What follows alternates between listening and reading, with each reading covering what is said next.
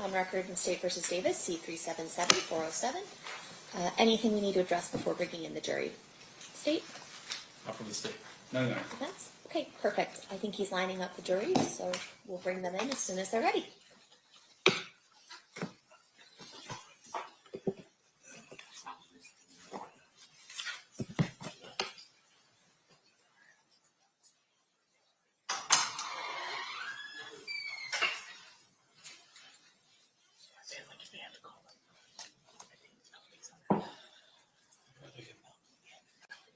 Salt.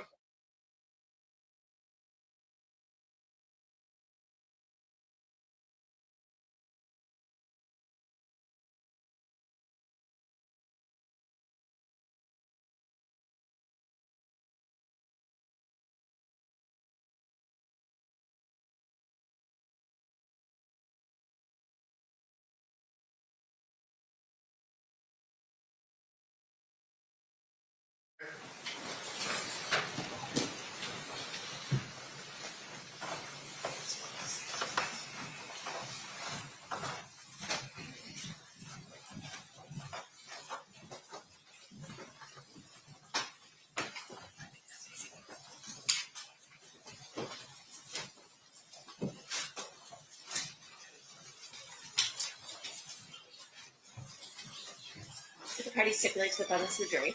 Yes, Your Honor. Yes, Your Honor. You may be seated. Welcome back, ladies and gentlemen. Always good to see you. We are still in the state's case in chief. See, who is your next witness going to be? Your Honor, it's going to be Malcolm Greenridge. I believe he's just cleared. Okay. We'll bring Mr. Greenridge in as soon as he makes it up the elevator.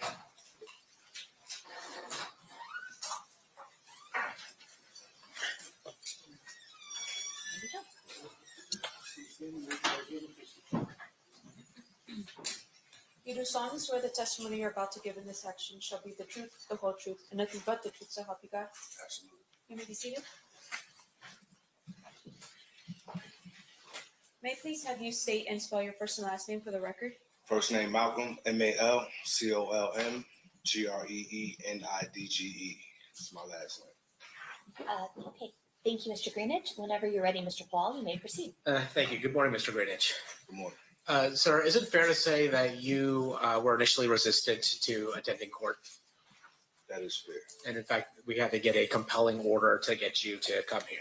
Mm-hmm. Is that a yes? Yes. And so you're here because a court in California ordered you to come here. Yes. Okay. I want to ask you about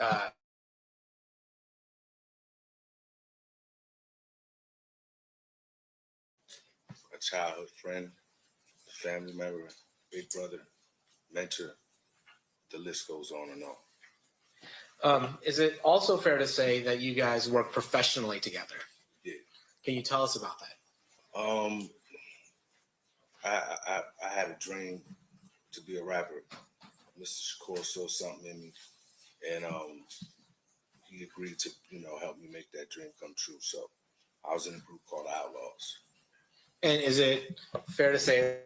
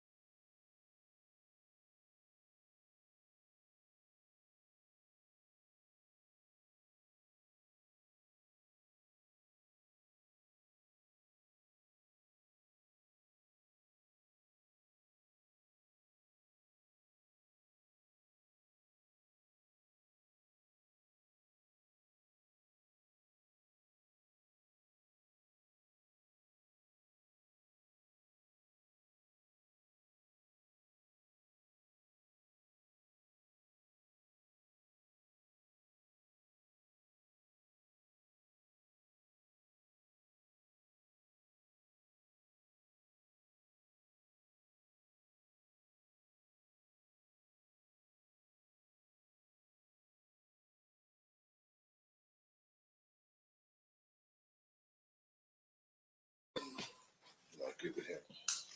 now there's a video which I'm sure you're familiar with of the incident between Mr. Shakur and other members of his group that were at the fight and somebody by the name of Orlando Anderson. Were you there during any of that?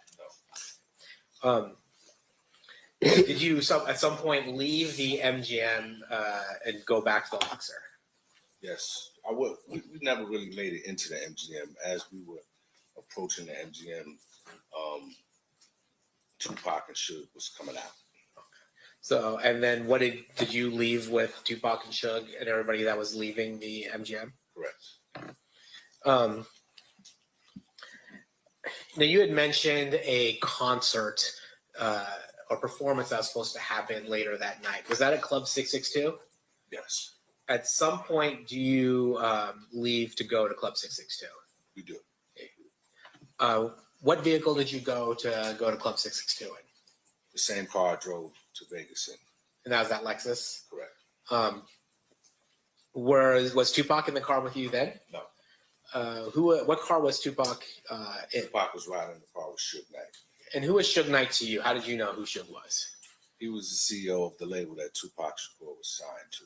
And was that Death Row Records? Correct. Was there? Were you aware of there being more than two cars? Were there a number of cars headed towards Club 662? There was a caravan of cars. How many? I don't know. And position-wise, where were you relative to Mr. Shakur and Mr. Knight's car? Right behind him. Now, I'm going to take you to the shooting. While you're stopped at the light on Flamingo and Koval, does something happen? Yes. Do you notice a vehicle pull up next to Mr. Shakur, Mr. Knight's vehicle? But yeah. Can you tell us what you see? We were at a light. Mr. Shakur and Suge Knight was talking to some young ladies. We couldn't hear what they was talking about. When those young ladies pulled off, another car pulled up and started shooting at Mr. Shakur and Mr. Knight. And do you recall what kind of car that was? It was a light-colored white Cadillac. And do you recall, was it a two-door or four-door? It was a four-door. And when you saw the shooting, did somebody get out of the car and start shooting, or were they shooting from inside the vehicle? The shots came from inside the vehicle. And was it from the front or back seat? It was from the back seat. And did you see the arm or the gun or anything like that? The arm and the gun attached to that arm. And were you able to make an assessment of whether the person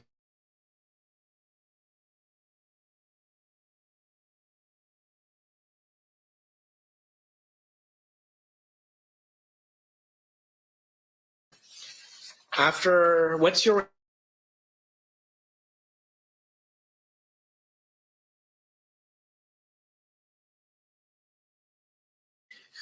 I'm sorry, I don't think I asked this question. Who was in the Lexus with you at that point?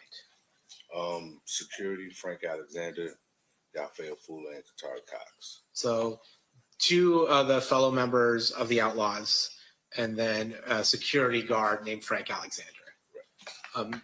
What do you guys do in the immediate aftermath of the shooting? We started to get out of the car to go check on Tupac. And yeah, that's what we did. Do all of you make it to Mr. Shakur, Mr. Knight's car? No. Does anybody make it to Mr. Shakur, Mr. Knight's car? What happens? Suge pulled off, made a U-turn. Or do you guys follow them, or do you drive off someplace else? No, we followed. And that's why do you guys have to make a U-turn to follow them? Does Mr. Knight's car stop ultimately at an intersection? It does. What happened? Are you following him to that intersection? We were. What happens when you stop at that intersection? We get out of the car to go check on Tupac. And are you able to make it to Tupac's vehicle? No. Why not? When we approached the car, Mr. Shakur said to me, get on the ground, they're gonna shoot you. And when I turned around, there was a shotgun in my face. And who was holding the shotgun? Police officer. So what do you do? I got on the ground. Were you able to observe any of the injuries to Mr. Shakur at that time? I could not see the injuries to Mr. Shakur. Were you able to see any of the injuries to Mr. Knight? His head appeared to be bleeding. And how is it that you were able to see Mr. Knight's injuries? Because he was out of the car asking for help for Tupac.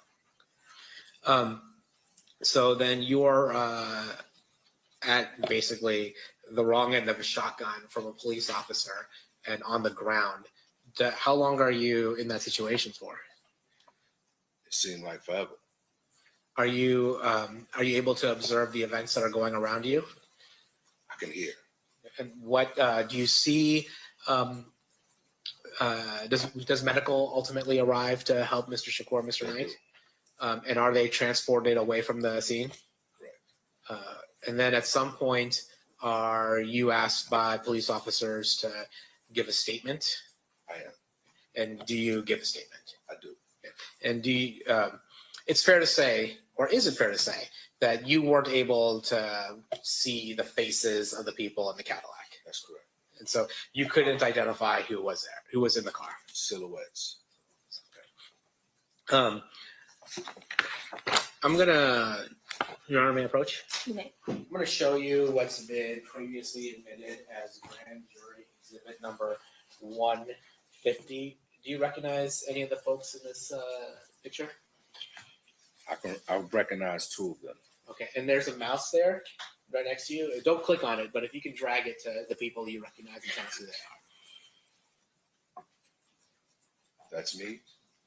That's Katari Cox. And Katari Cox is one of the other artists who was part of your group. Correct.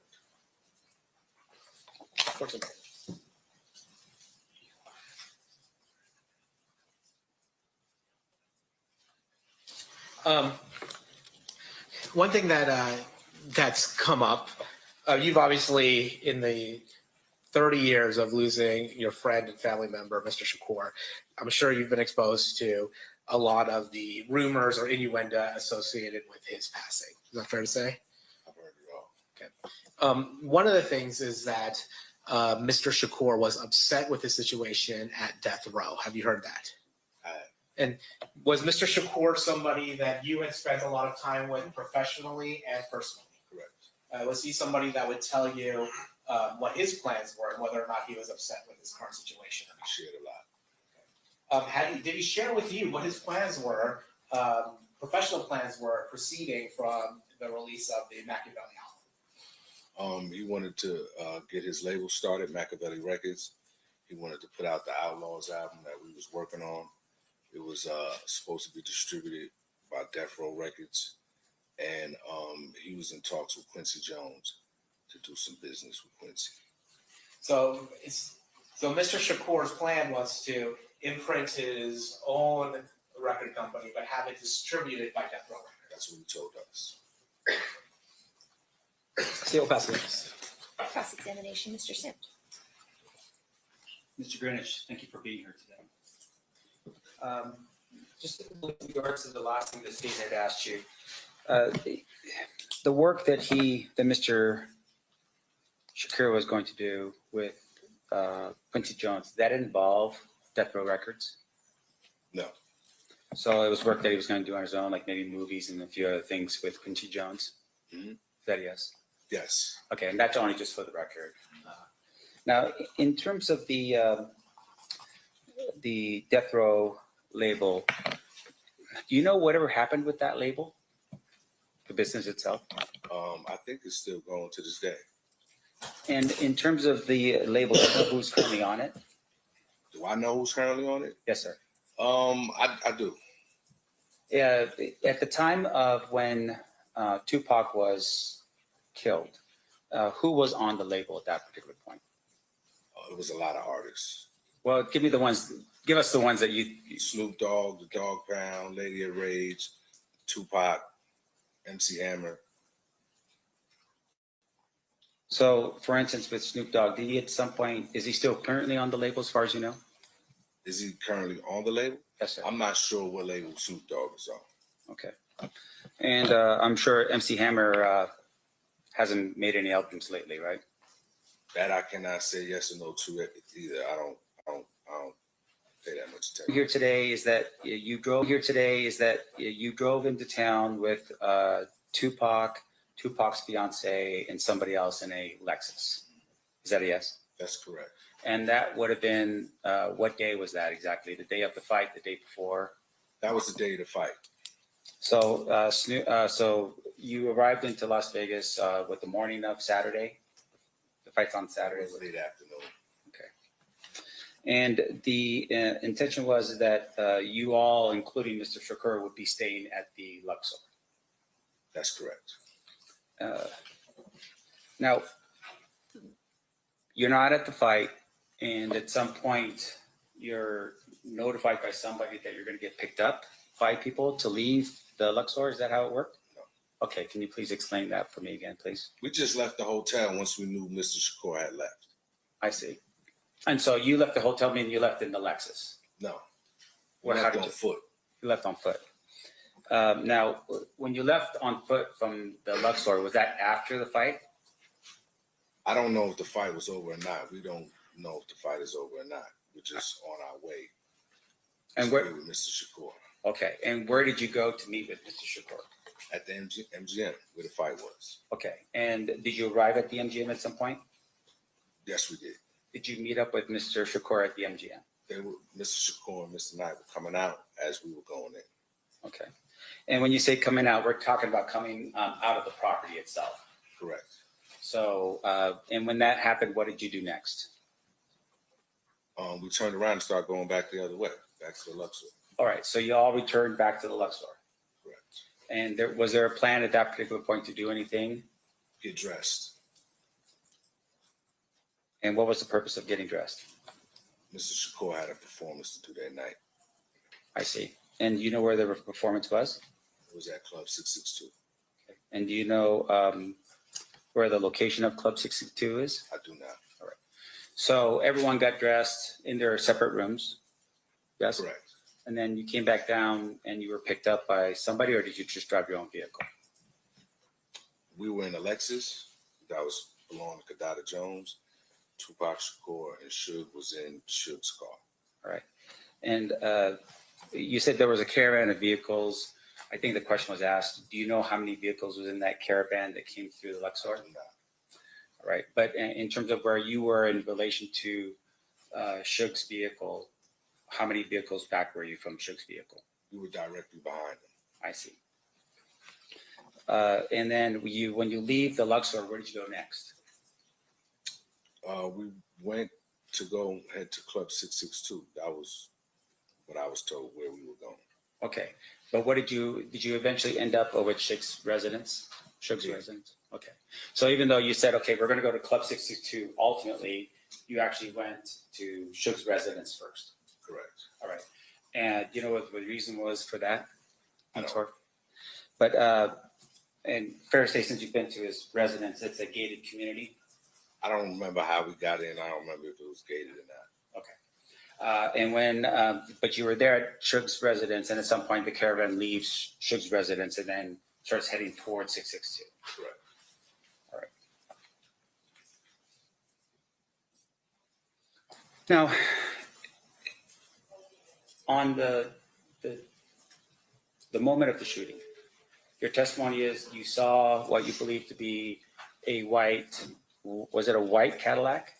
Correct. Now, do you recall giving a statement to police officers that same morning or so that you thought it was either going to be a white or cream colored Cadillac? You didn't know for sure? I don't remember what my statement was 30 years ago. So would a review of your statement help refresh your recollection as to what you told the detective that night? If you have that available.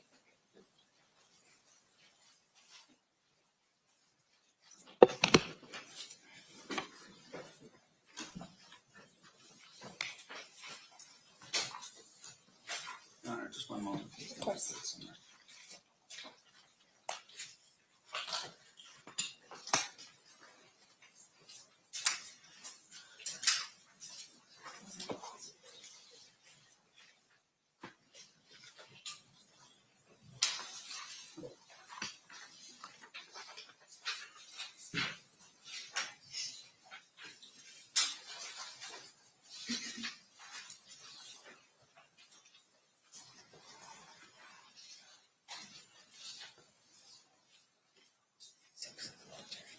Yeah, for sure. You may. May I have leave to wander the courtroom freely? Sure. Thank you. Sir, I'm going to show you this statement here. Just read it to yourself, just in that page right there. I'm just telling you you're done.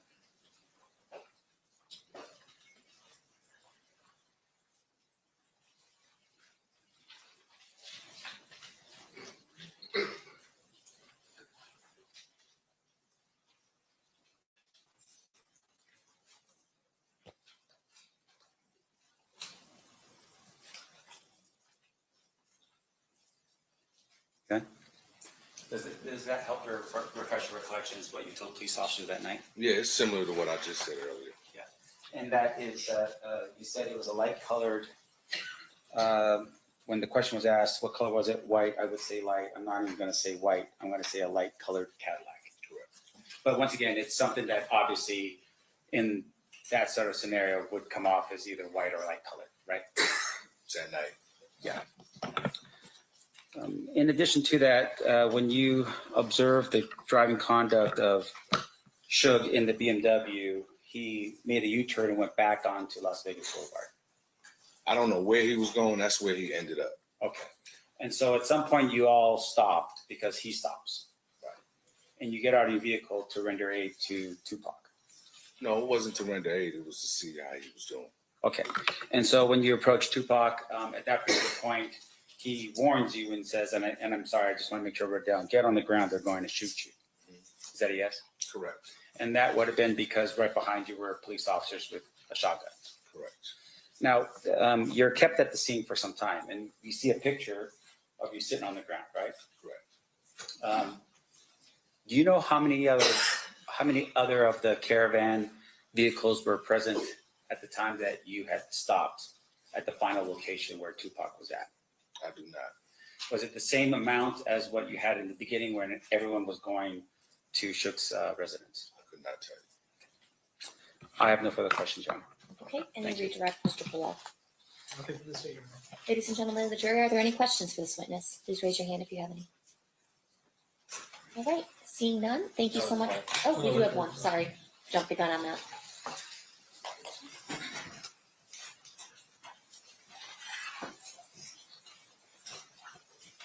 And the parties approach.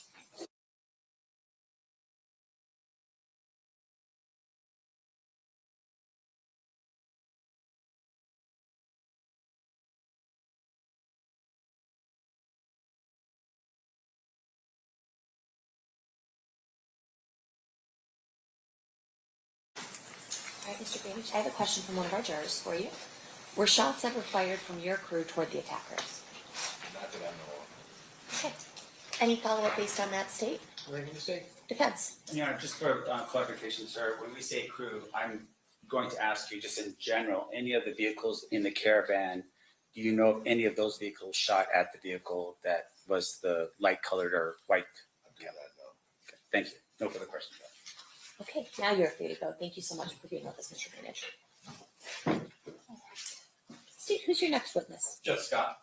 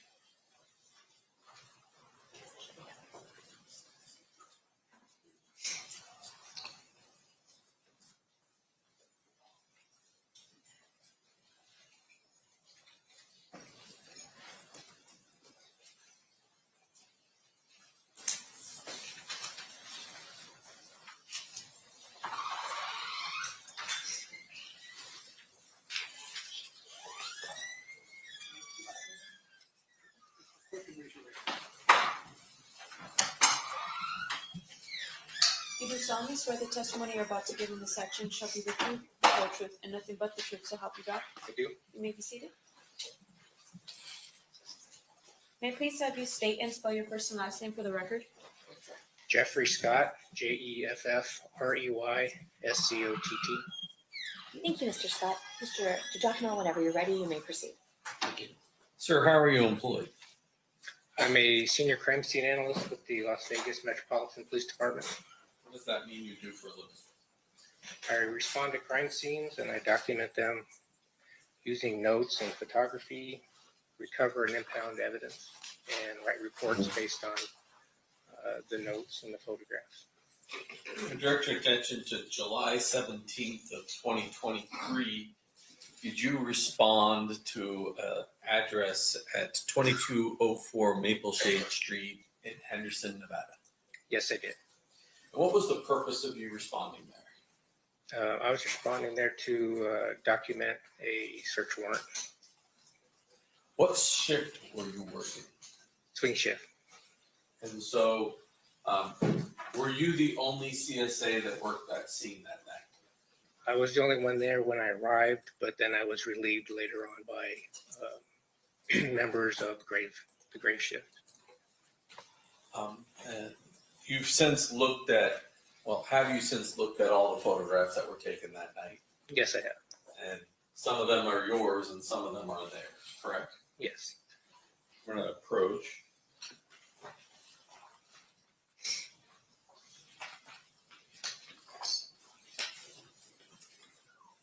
You can also wander the courtroom freely, Mr. Goodjustice. Thank you.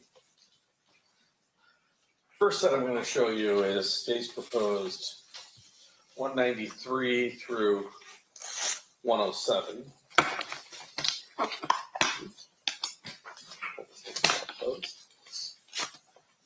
Just flip through those and see if you can determine are any of those your photographs, or at least do they fairly and accurately depict the location of the search warrant. Mr. Giacomo, can you clarify for us which numbers you're introducing? You had said 193 to 107. I'm having them just look at 193 to 107. So 107 to 193. No, I'm sorry, 93 to 107. Okay, thank you. Sorry, I didn't realize That that clerk covered was one. very confused.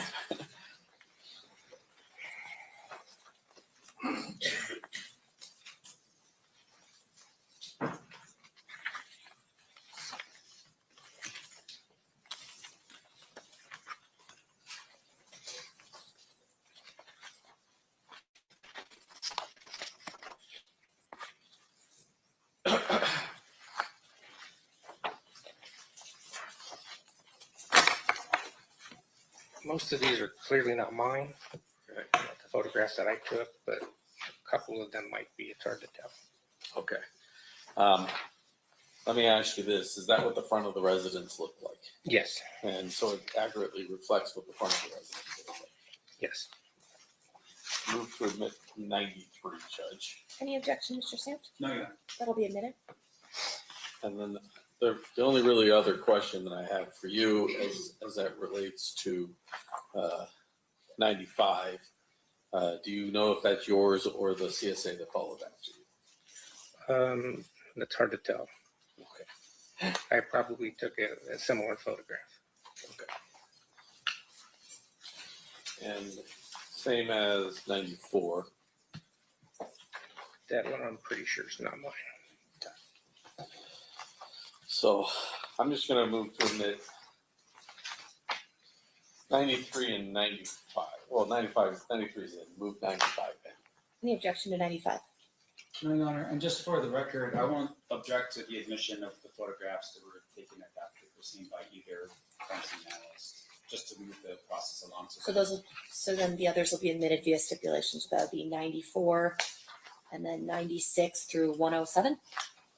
Correct. Those will be admitted via stipulation. Thank you, Your Honor. No problem. Thank you. Now within that garage, showing you 155, there was a Dodge Caravan, Dodge Charger, Challenger. Challenger. Yes. And does that accurately reflect that Dodge Challenger? Yes.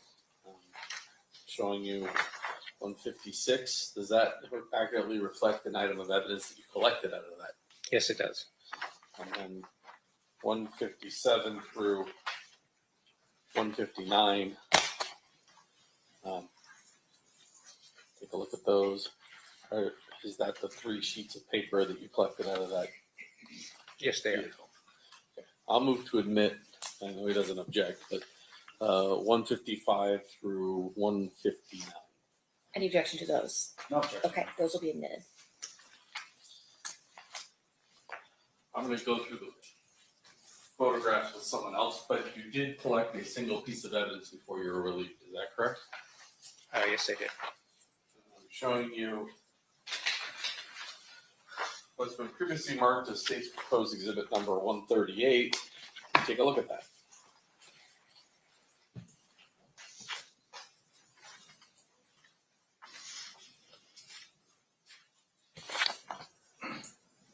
Yes, this is the package in which I impounded those pieces of paper.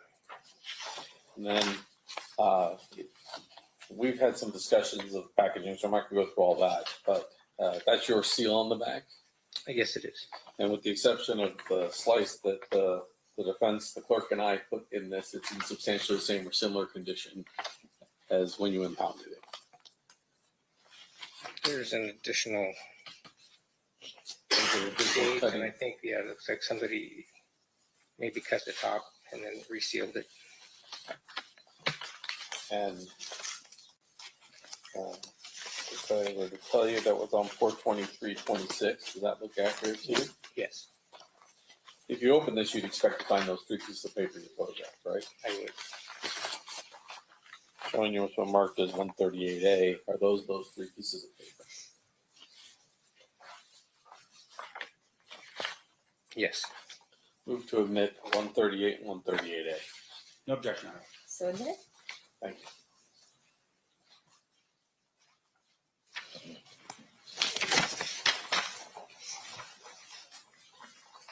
For the ladies and gentlemen of the jury, I'm going to show just those last set of pictures of the Dodge Charger in the garage. So let's start with 155.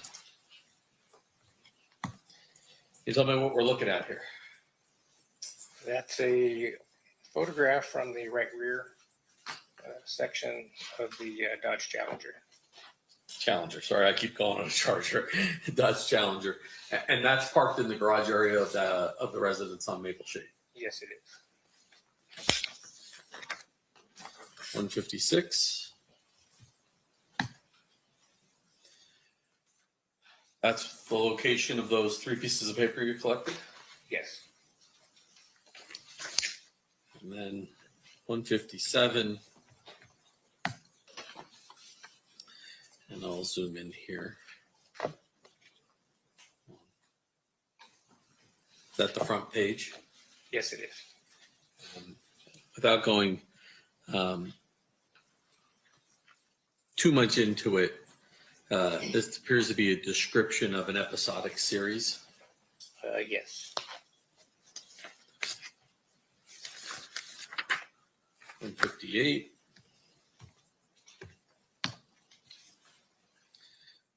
Oops. Well, generally speaking, page 2 is a ledger that has costs and those type of things. Yes. Page 2 and 3 were looks like a budget for the series. And that's going to lead me just to 159.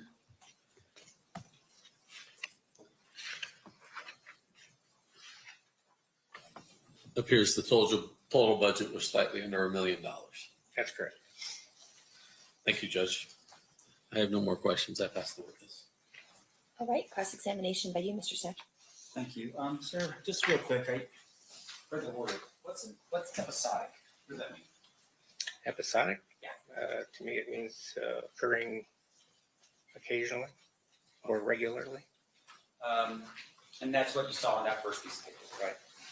Yes. And your testimony here today really is that you located that piece of paper and you captured it as part of your experience and training as a crime scene analyst. The detectives executing the search warrant located it and then had me come photograph it, and then I impounded it.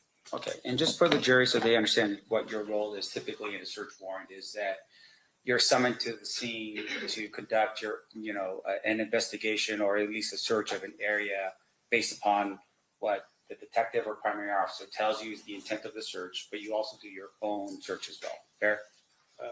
It depends on the type of call, how much direction that I'll be given, or I'll be doing it myself. And with regard to this particular situation and this specific search, you were apprised prior to the search warrant being executed that this was going to happen on this particular day. Yes. And so the meeting that typically takes place where you arrive on a scene where a crime had just been committed, where everyone sort of gathers around, they have a conversation.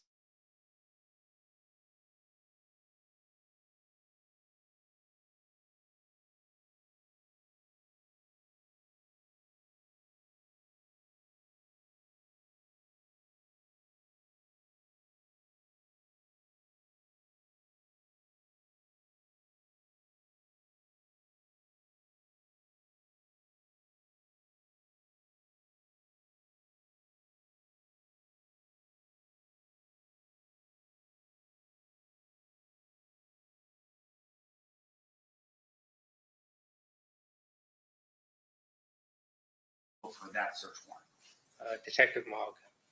Cliff Mark. Yes. Yes. Were there any other detectives on scene besides Cliff Mark? There were several, but I don't remember their names. Right. Now, with regards to what you do as a crime scene analyst, fair to say that you are operating under a search warrant. Yes. And a search warrant is a document that allows for law enforcement to go into someone's residence to look around. That's correct. And in this particular regard, though, as a crime scene analyst, you're not the one who actually applies for a search warrant, right? I did not. That would be something that would go through, in this case, the primary detective for this particular search. Yes. That would have been Detective Wallace. Yes. Now, in regards to what you were doing in this case, you searched what parts of the house, if you can recall? I photographed the entire house. I did not search. Again, I was there to document what the detectives found in their search. Okay, and in your training and experience, do you have a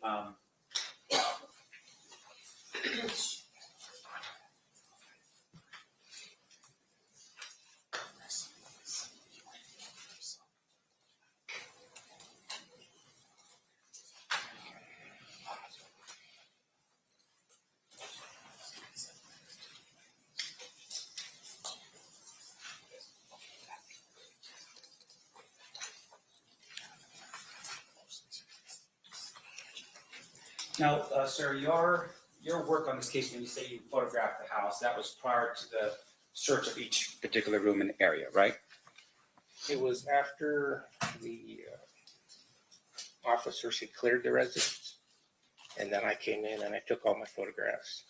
And then the detectives executed the search warrant and they searched, and then I did follow-up photographs based on what they found. You did follow photographs. Yes. Now, and once again, for the jury, since we weren't there, the photographs you take at the beginning is each room as you find it. Yes. And then the photographs that are taken after the search is each room as you find it as well. I didn't photograph the entire house again. I photographed the items that the detectives located, wanted me to photograph, and then some items I impounded and some items I did not. Gotcha. And in terms of your photography, was there another crime scene analyst that arrived on scene that took additional pictures outside of the ones that you did? Yes. Do you know who that was? There were 3 members from Graveyard. It was King, Felabom, and she was thin at the time, but she's West now. Okay. And those are the crime scene analysts that would have taken pictures of how each room looked like after the search. I'm not sure what they did. Did you take any photographs of any bins of photographs found at the scene? I don't recall taking photographs of the contents of bins. Let me just show you here. Your Honor, may I approach? You may.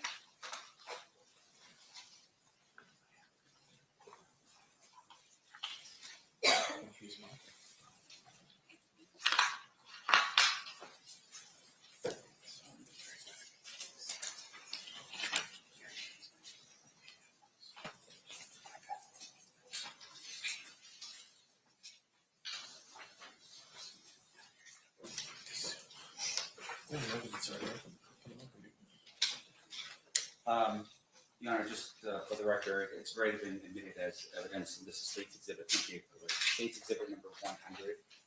I could just publish that for the jury. You may. I'm sorry, we're going to start with 99 first. So this is State's Exhibit number 99. You recall taking this particular photograph? No, I do not. Okay, that would have been another crime scene analyst. Probably. All right. And then I'm not going to show you the next one. I'm assuming it's the same thing.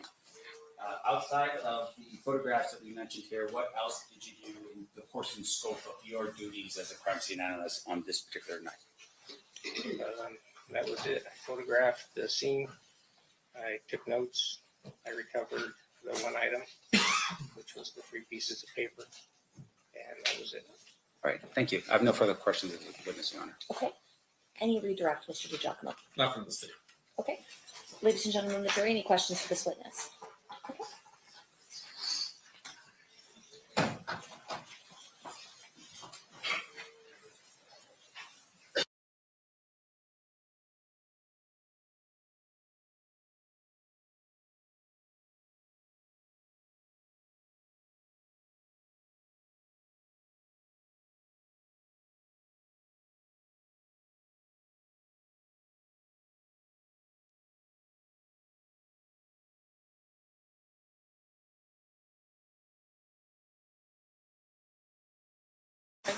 All right, Mr. Scott, question from one of our jurors. What piece of evidence were you expecting to find in a location that was different from 30 years ago? Why would you expect it to be intact 30 years later? Could you repeat that? I can. What piece of evidence were you expecting to find in a location that was different from 30 years ago? Why would you expect it to be intact 30 years later? Not sure I fully understand the question. I wasn't expecting to find anything. I was just there to respond and document and photograph what the detectives were interested in. Okay. And I don't really understand the second part of the question. Mr. DeJacque, any follow-up? No. Mr. Sanf, any follow-up? No, Your Honor.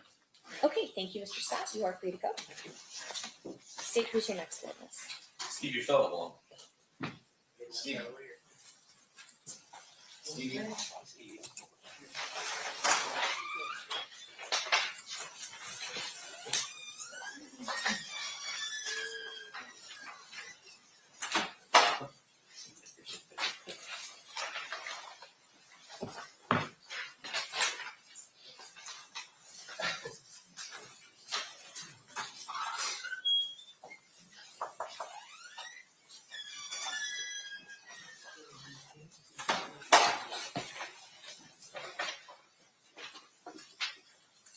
You do solemnly swear the testimony you're about to give in this section shall be the truth, the whole truth, and nothing but the truth, so help you God? Yes, ma'am. You may be seated. May I please have you state and spell your first and last name for the record? First name is Steavie, Steavie. Last name is Felabom, Felabom. Ma'am, how are you employed? As a senior crime scene analyst with LVMPD.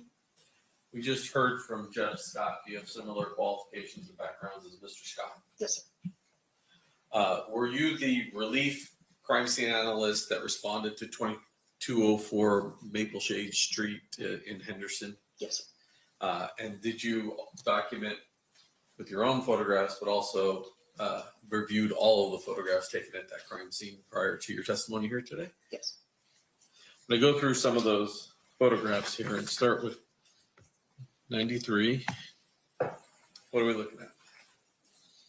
Oop. You Jessica. So, not that you'll need it for this one, but that mouse up there can allow you to point. You just don't click it, okay? What is this? That's going to be the exterior of the residence.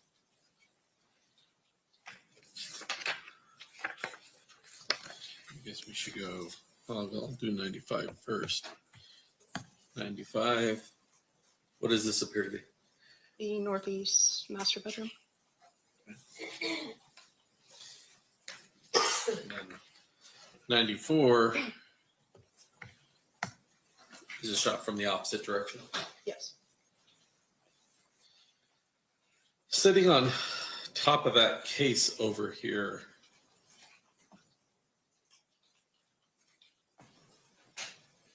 there appears to be a container for a bottle of Dom Perignon. Yes. 96.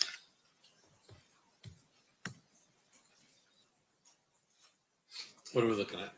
That's going to be the dresser on the opposite side of the same bedroom. And at the bottom here, There were several books pulled out when I arrived. one of them is Compton Street Legend.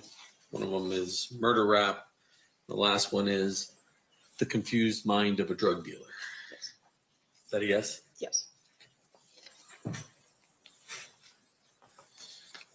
In addition, 097, was there a Vibe magazine? Yes. Did you wind up collecting the Compton Street Legend and the Vibe magazine? Yes, sir. Now in the garage, 098,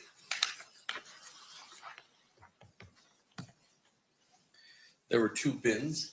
Yes. And when those bins were opened, 100, I bet you this is 99 first. Try 99.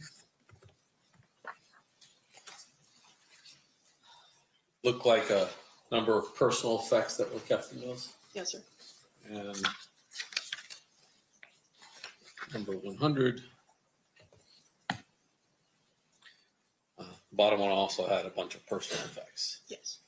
Do you know what happened to those two containers at the scene? The detectives recovered them. So detectives took those two bins and left the scene. Correct.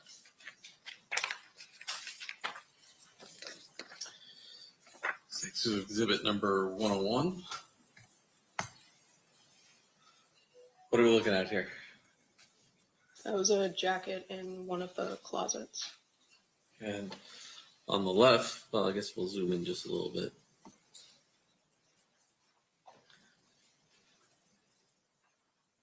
On the left side, it looks like it says Reg 64 trays, and on the right side, it says Keefe. Yes. And then if we skip to 103,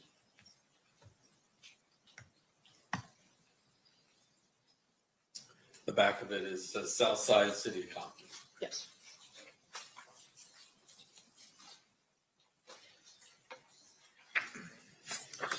After you collect an item, do you photograph it either at the scene or back at the lab? Yes. Showing you 104. What are you looking at? That's the photograph that I took of the Compton Street Legend book once I had recovered it and taken it back to the lab. And then 105. It's the back of the same book.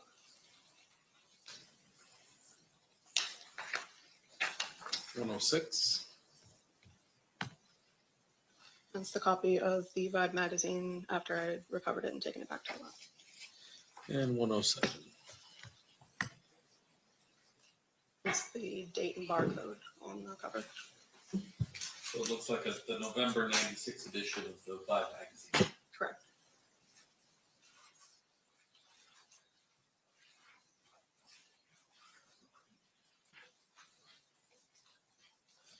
Oh, ma'am. Previously opened off keys, but let me show you. State Proposed Exhibit number 148. Is that your evidence package from that night? Yes. And among what else you recovered, would you expect to find both the book and the Vibe magazine inside there had it still been sealed? Yes. So let me start first with the Vibe magazine. This is State's Proposed Exhibit number 140. And which is, do you recognize the bag on the outside? Yes. And what is that? That's the identifying information that we put on interior packages to include the event number, my P number and initials, the date that it was recovered, and the item number. And then I'm going to show you now 140A. What is that? That looks like the Vibe magazine that I recovered. So that's the actual Vibe magazine that you end up recovering out of that house. It came from that package, yes. Move to admit 140A. Any objection? No. So admitted. I'm going to show you the outside of this.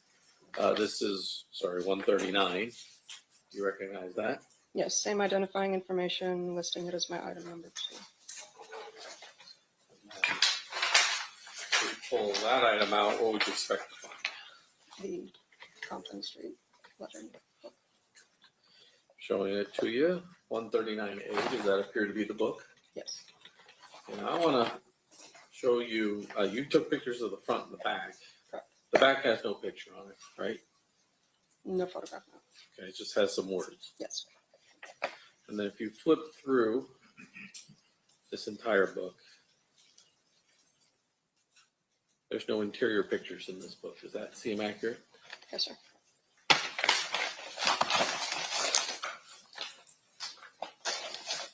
Because I moved in 148, right? Any objection? Oh, I think I did move. They already moved in. Okay, thank you. I think the rest of this, we've agreed we're not going to move in. So Understood. I would pass it. You may cross.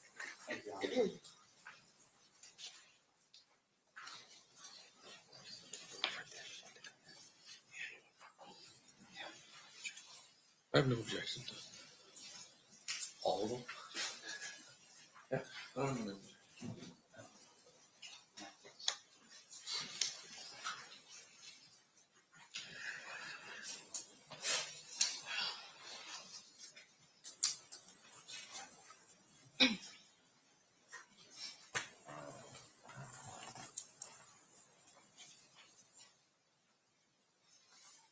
Ms. Felabom, Yes, sir. how long have you been a crime scene analyst? About 9 years. And during that time period, these kinds of searches would be standard operating procedure for you. To assist them with the detectives, yes. Yeah. And once again, with regard to your training experience, when you are conducting this kind of investigation, you're looking for things of evidentiary value, right? Yes, sir. Now, the evidentiary value part, though, is dependent upon what you learn at the scene from the primary officer or the detective that's conducting the search. And so whatever you're doing is within the parameters that they're asking for. Yes. Now, in this case, we've seen some pictures of some books and a jacket. Is that correct? Yes, sir. And when you arrived on scene, you were on scene for the later half or the latter half of the search. Yes. You weren't there for the beginning part of the search. No, sir. So the photographs you took are photographs that were of the areas and the rooms in the house after the search had been conducted. Yes. Fair to say, of course, is that each room was in disarray. The search had already been started, yes, sir. Yeah, and you don't know what they look like prior to you arriving on scene, but definitely after, there's things strewn around.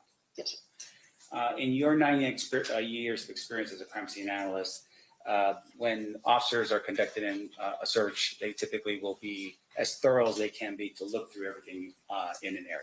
Yes. Do they ever return those things back to how they found it before they entered into the room or the house? I would say it depends on the level to which they've moved everything. I think if the entire closet's been emptied, they don't typically put everything back. They do not typically put everything back. Not typically, no, sir. Okay, so you don't have any photographs that you took after everything was over where the room was put back into place, how these police officers found it? I have photos immediately before we left the residence after they'd finished searching, but not with everything placed as officers found it. I see. And so what you were documenting basically was, for lack of a better word, the thoroughness of each police officer's search of each room. The state that we left it in when we were clearing, yes, sir. Okay. Now, some of the things that we were showing in this case, did you ever at any point find electronics or were asked to take pictures of electronics at the residence? I believe the only electronic item I photoed was a laptop in the shed. All of the others were photoed by CSA Scott. But as far as you know and what you recall, there were electronics found at the house, like say, I don't know, iPads and laptops, that kind of thing. Laptops, definitely. I'm not sure what other types. But you're not the crime scene analyst that would have captured that and put that into evidence? I didn't recover the laptop itself, no, sir. Okay. And as far as you know, do you know how many electronics were in the house when you were there? I don't. Do you know whose responsibility that would have been? Whoever was in charge of the search warrant, they had it listed on the return. And just for the jury's edification, a return is a document that's left at the house or the area to notify the owner that certain items were taken as a result of the search. Yes, sir. So it's almost like a receipt. Yes.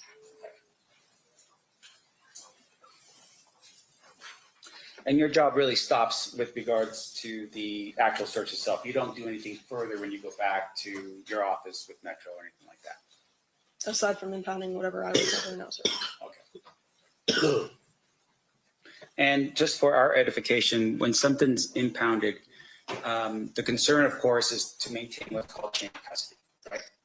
Meaning that if you find something on scene, you want to make sure that that piece of evidence is exactly how it was as you found it at the scene and not molested or changed or anything like that. Correct. So sometimes, like in other investigations, you might have gloves on to protect you from transferring DNA or fingerprints onto the actual item of interest. I'm usually always wearing gloves, but yes, different DNA considerations. And Depending so on when you're telling us that you went back to make sure that certain items were impounded, items that you had taken and put it into an evidence baggie? yes, sir. you took that to the evidence vault? I would have sealed it, and then we have a temporary hold that's locked, so I would have sealed it with all the identifying information and then placed it in that hold, and an evidence technician would have continued the chain of custody. And in terms of sealing it, you have a certain tape, color of tape that you would put on the opening of the packaging to indicate that it's been sealed by you. Yes, sir. Ours is red, and then I sign that with my initials and the date that I'm sealing it. I see. And then do you put your initials on the actual tape itself or somewhere on the tape side of the? Across the tape and the package, so if it's moved, it's evident. Okay. Now, at some point in the future, if someone comes along, they can go into that evidence vault and remove your package out, right? If they check it out, yes, sir. And if they were to open it, they would have to open it from some other side of the packaging. Typically, yes. And then when they seal it to return it back to the evidence vault, they would actually put a different type of tape on it to indicate it came from somewhere else. I've seen red and blue used, so depending on the circumstance, yes.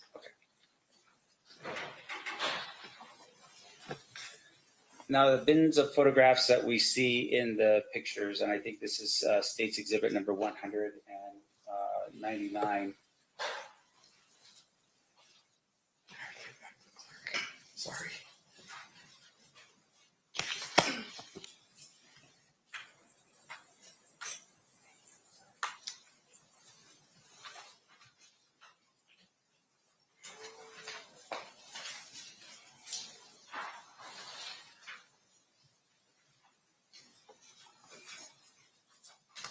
Showing you what's been marked in that already is State's Exhibit number 100. This is one of the photographs you took. Yes, Did you rifle through or look through those photographs to see what was in them? I did not know. That would have been somebody else's responsibility. Yes, sir. You're just there to take a picture of what was in it. Yes, sir. Now, showing you what's been marked and admitted as State's Exhibit number 99. Is this the other bin that was in the garage that you took a picture of? Yes. Okay. And once again, these are bins that you are directed to by detectives to take pictures of. Yes. Okay. Showing you what's been marked and admitted as State's Exhibit number 98. Do you see over here on the top right, these are the two bins over here that we're talking about, right? Yes. Do you see this bin over here? Yes. Did you ever take a picture of what was inside that bin? I don't believe so. Okay, so the what we have in terms of evidence in this case would have been the State's Exhibit number 99 and 100, but not Exhibit number 98. I'm sorry, what's your question, sir? Meaning that we have the open bins for, this would be 99 and 100, but not for this particular bin over here. As far as items recovered, yes. Okay. Yes.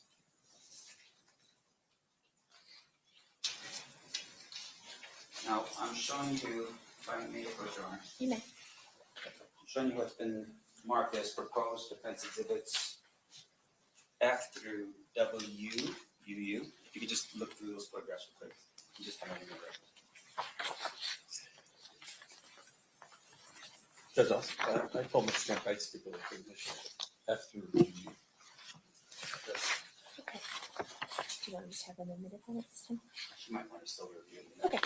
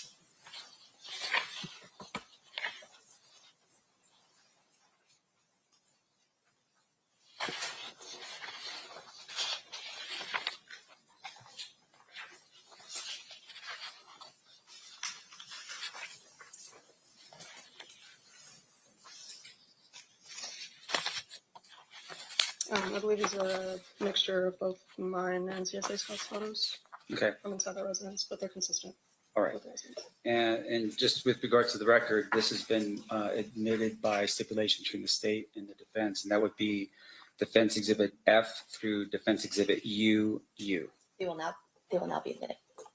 It will now be admitted? Yeah. Thank you, Hunter. All right, and just for our edification,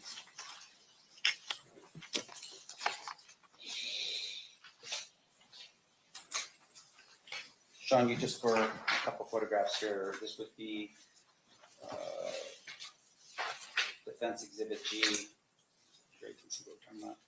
This would have been a photograph taken after the search of the house. I believe so, yes. Defense Exhibit I, as in Isaac, is that another photograph taken after the search of the house? That appears so, yes. This is Defense Exhibit J, another photograph taken. Yes. Along with that, this is Defense Exhibit K, another photograph. Yes, sir. Defense Exhibit L. Yes. Defense Exhibit M. Yes. Okay. Your Honor, I have no further questions. Thank you very much. Okay. Anything further by the state? No. Ladies and gentlemen of the jury, any questions for this witness? Seeing no hands, Ms. Felabom, you're free to go. Thank you so much for being with us today.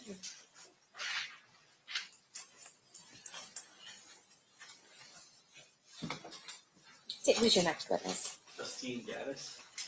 All right. Before this witness testifies, you may hear testimony regarding drug trafficking, conspiracy, a prior federal conviction, and gang affiliation. None of this is offered to show propensity to commit a crime, and you may not consider it for that purpose or any other purpose. It is only offered to establish credibility of statements made by defendant and motive and identity. All right, come on up.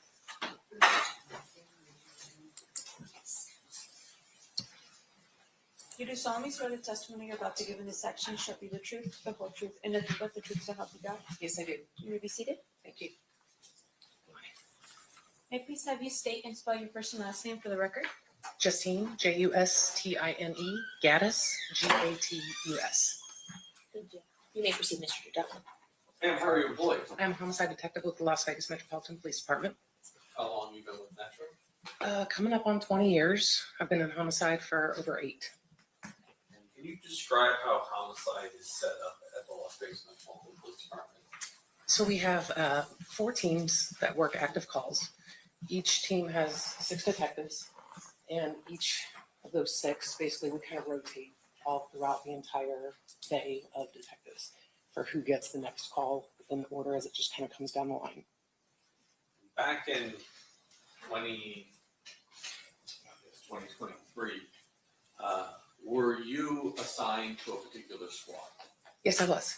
And who was your sergeant? Back then I was Igor DeCaro. Is he still your sergeant today? Yes, he is. And on your squad, was there a person by the name of Cliff Mogg? Yes, sir.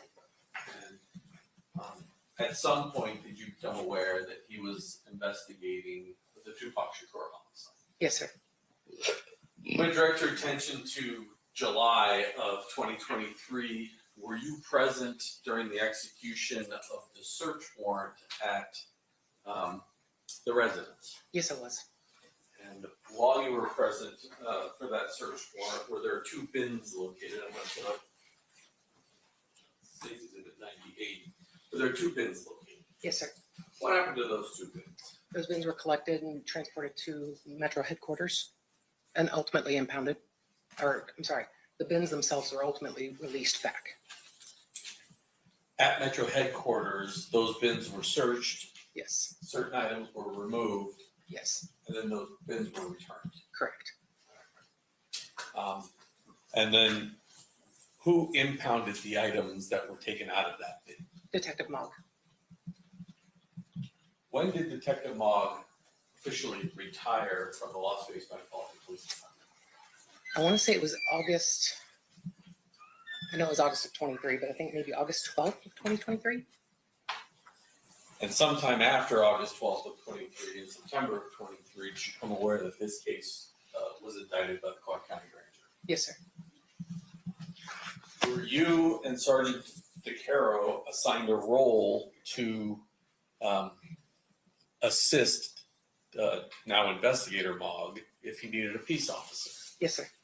And I'm going to go through just some of those things. But on April 23rd of 2026, did you go to the evidence hall? Yes, I did. Who was with you at the evidence hall? You and Mr.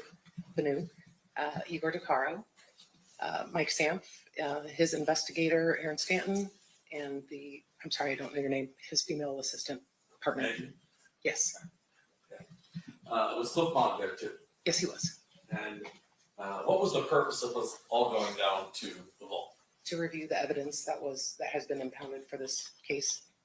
And were you the peace officer, you and Mr. DeCaro, the peace officers, or Sergeant DeCaro, sorry, the peace officers that were present for purposes of touching the evidence, opening the evidence, reviewing the evidence with the defense and the state? Yep, and then I resealed the evidence. That's correct. Show you what's been marked as state's proposed exhibit number 132. Is that the original impound from Detective Mogg that we wound up opening and going through everything in? Yes, sir.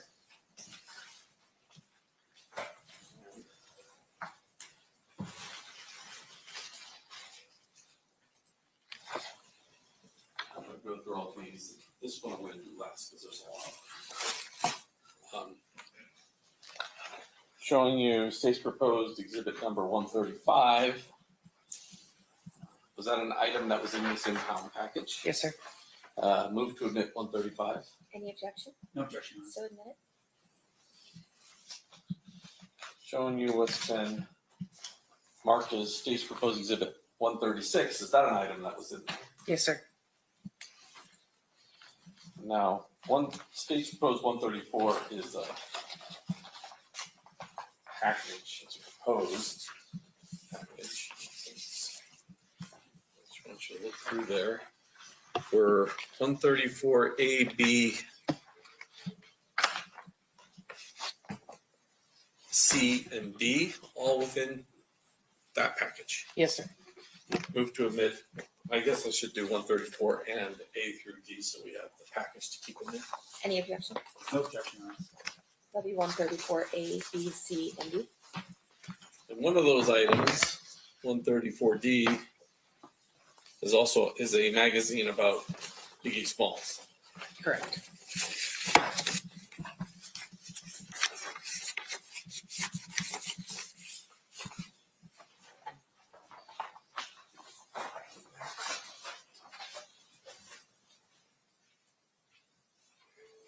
There were some miscellaneous items collected, but I think we are all putting in 133, but I don't have a cover for 133. Madam Clerk, is there a cover for 133, or do we just have them separate? Oh, the back, perfect. Something to keep it in.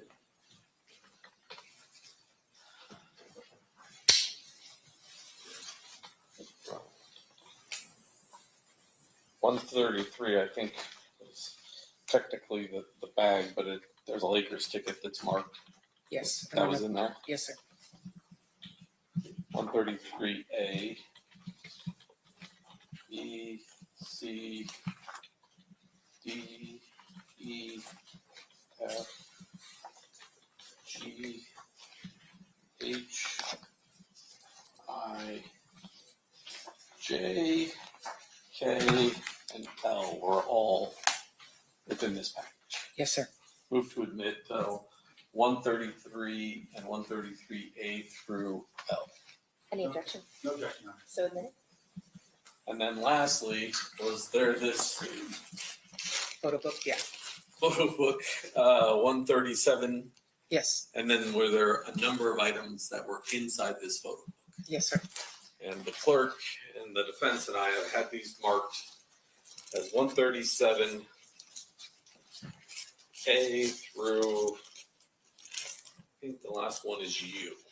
If you want to briefly flip through those.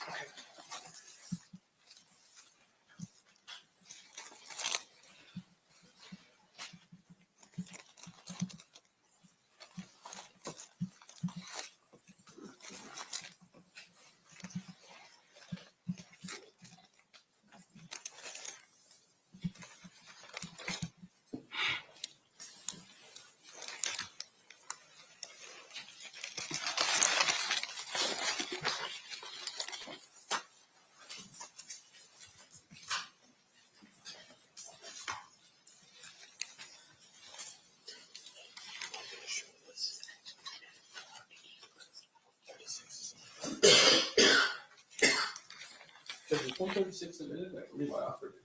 Just, it's not, it is not.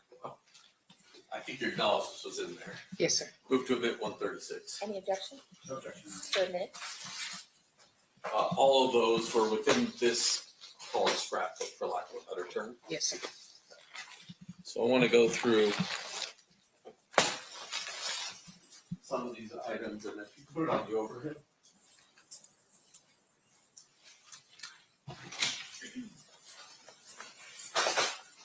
Oh, that's bad. This item 136. Yes, I think we should put them here, because otherwise it's just going to slide.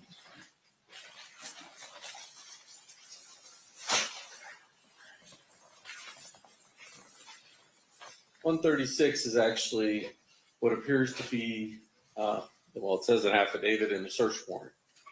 Correct. From the Compton PD. Yes, sir. And it appears that it's dated May 27th of 1997. Correct. It appears that it's at 1524 South California Ave in Compton. Yes, sir. And on the back, there is a handwritten return. Yes, sir. One of the items that was recovered, it says number 4, money due bill for the Monte Carlo Casino. Yes, sir.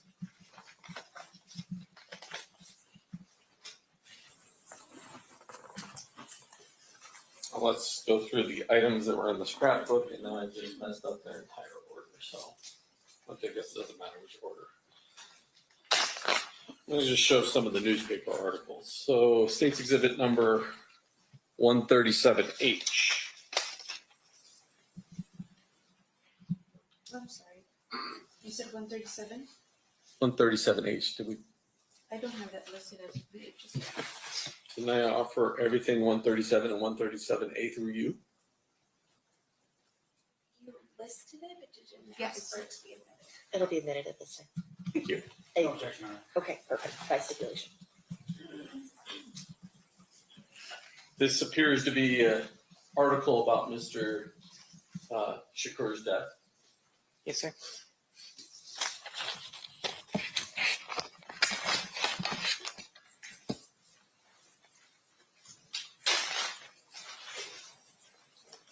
$137G. Another one about the death of Mr. Shakur, and this one's actually dated September 19th of 96. Yes, sir.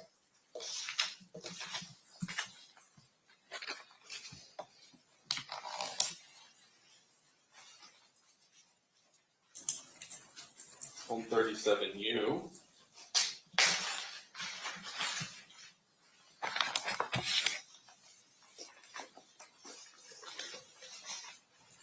Is another article that was found in there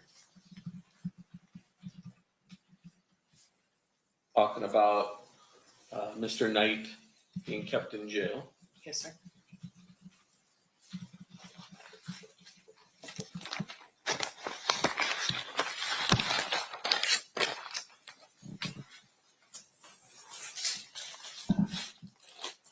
$137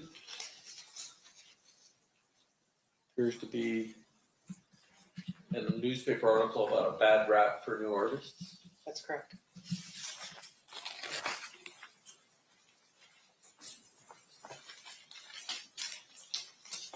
$137B an article about Mr. Shakur being in a fight with the MGM. Yes, sir.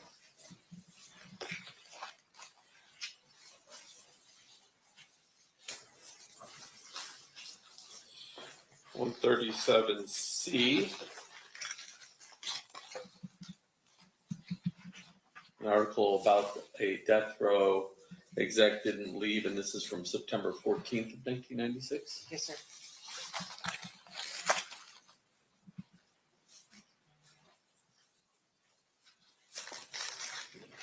This one. This is 137D.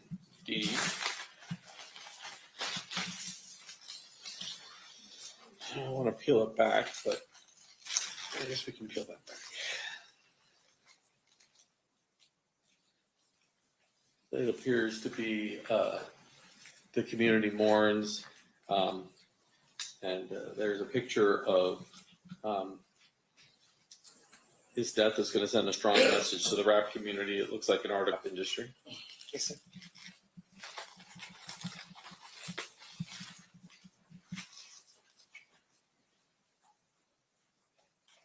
And if we, I don't know if I can zoom this in, to be honest with you. It appears to be discussing the death of Tupac Shakur. Correct.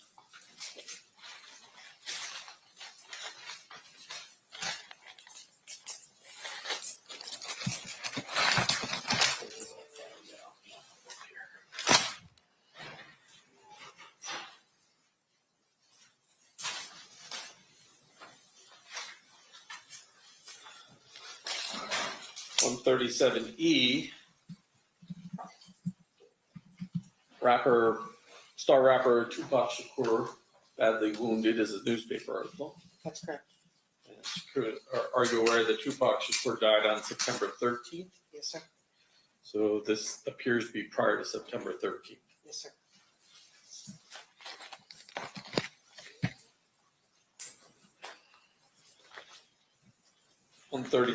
F.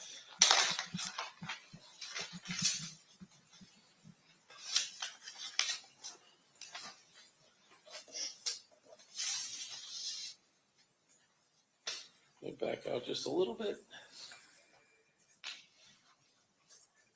There's an article about police raids targeting or sparked by Tupac Shakur's death. Yes. And this one actually has a handwritten date that says 9/3 of 96. 10/3 of 96. I'm sorry, 10/3 of 96. Yes, sir.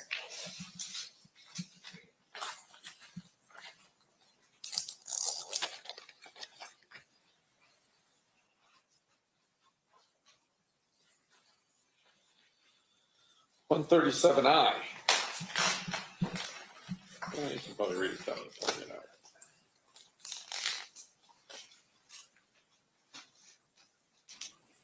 This one is rappers and Muslims gather for peace, and it's this dated September 23rd of 1996. That's correct.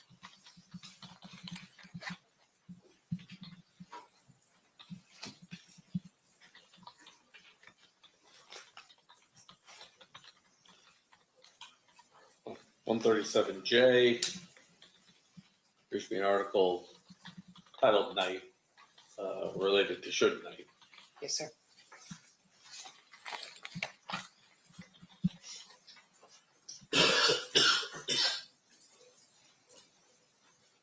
Hold up to see the whole thing. 137K.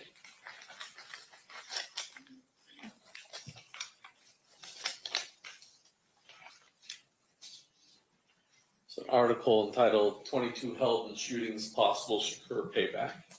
Yes, sir. As well as another piece of article, Complex Life Comes to an End. That's correct. And it looks like it discusses the death of Mr. Shakur on the back. Yes, sir.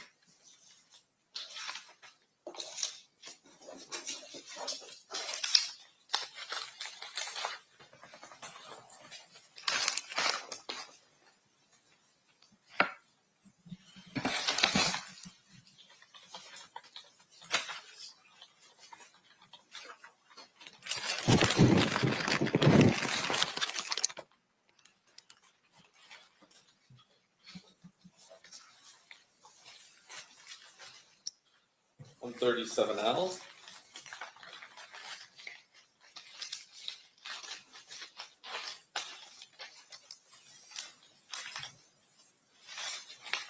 This appears to be an article about the death of Biggie Smalls. Yes, sir.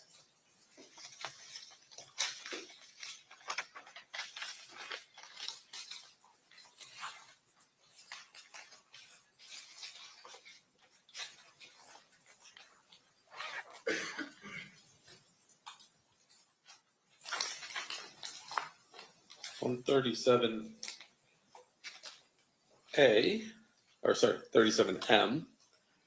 This one says, man who fought with Shakur on videotape is released.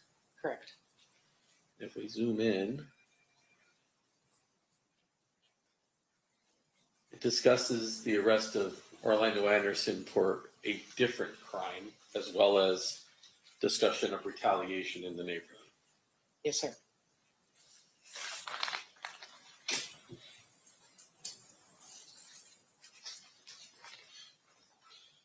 One 137N.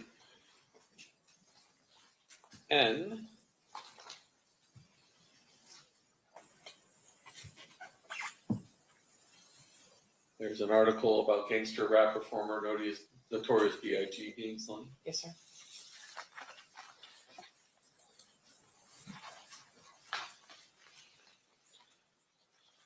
One 137O.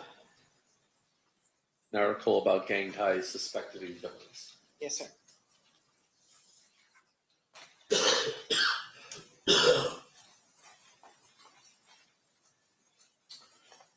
137P.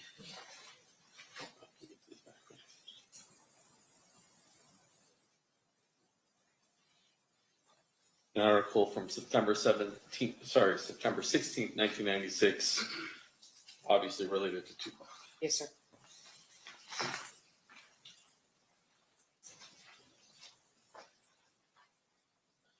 One 137Q.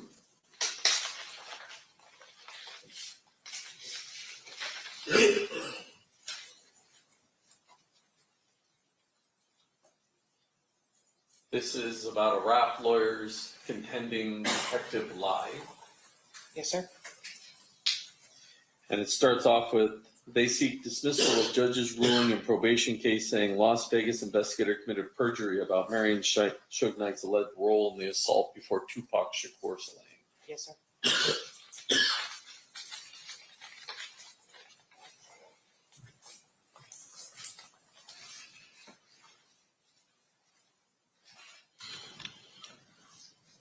On 37R.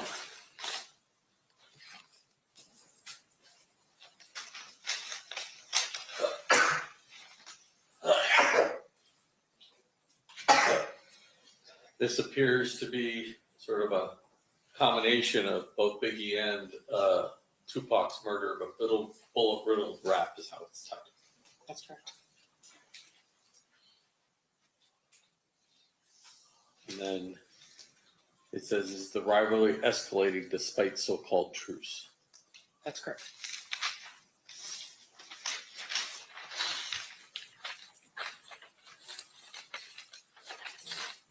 This was originally folded.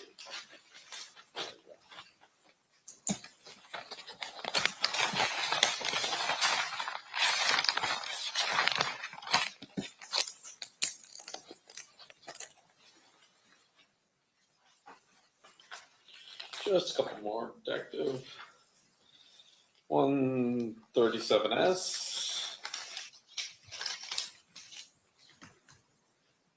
An article entitled Living Dangerously.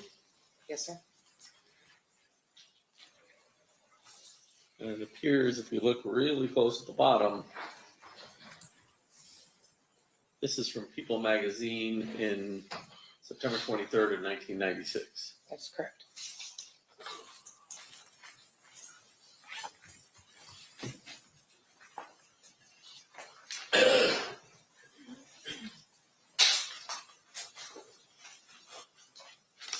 One 137T, the last on this one. An article entitled on March 10th of 1997. No easy answers for violence and gangster rap. That's correct. Now, in addition to being the, let's call you impounding officer at the vault on April 23rd, did there come a point in time when you went as a law enforcement officer to California to interview certain individuals? Yes, I did. Do you recall the individuals you interviewed? Yes, I did. Can you tell me who they were? We spoke with Yosef Yaw, Rashina Smith, Corey Edwards, Roger Williams. I believe there was one more. I can't remember. Mob James? Yes, James yes, McDonald? James McDonald. That's who it was. In addition to that, did you become aware that in this proceeding, well, let me ask you this, as a homicide detective, do you know what a compelling order is? Yes, I do. What's compelling order? It's basically an order issued by, well, in this example, it's issued by the state of California, compelling witnesses who live there to appear in front of the court. We have to ask our court to issue some documentation, and then we have to ask their court for a compelling order. Correct. Judge, I'd ask you to take judicial notice that you've issued compelling orders for Trayvon Lane, Roger Williams, James McDonald, Corey Edwards, and Fergie Brooks.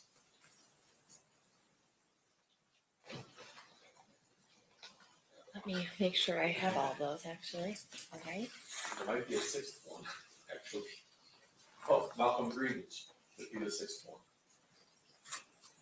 All right.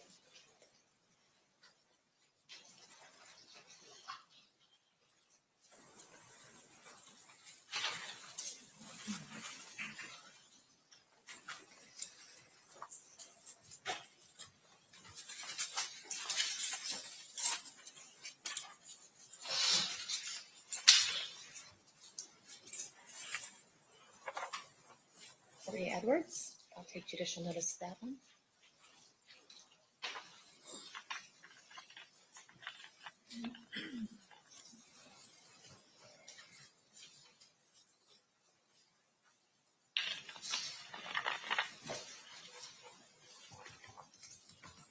Roger Williams, I'll take judicial notice of that one.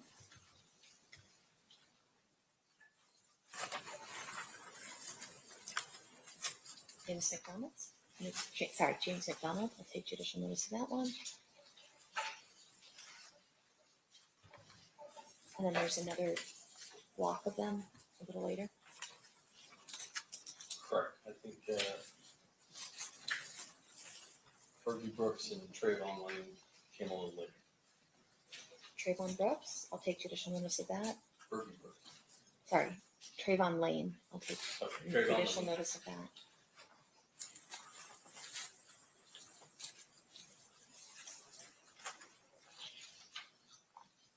And, all right, Fergie Brooks. And then recently Malcolm Greenridge. Recently, Malcolm Greenridge.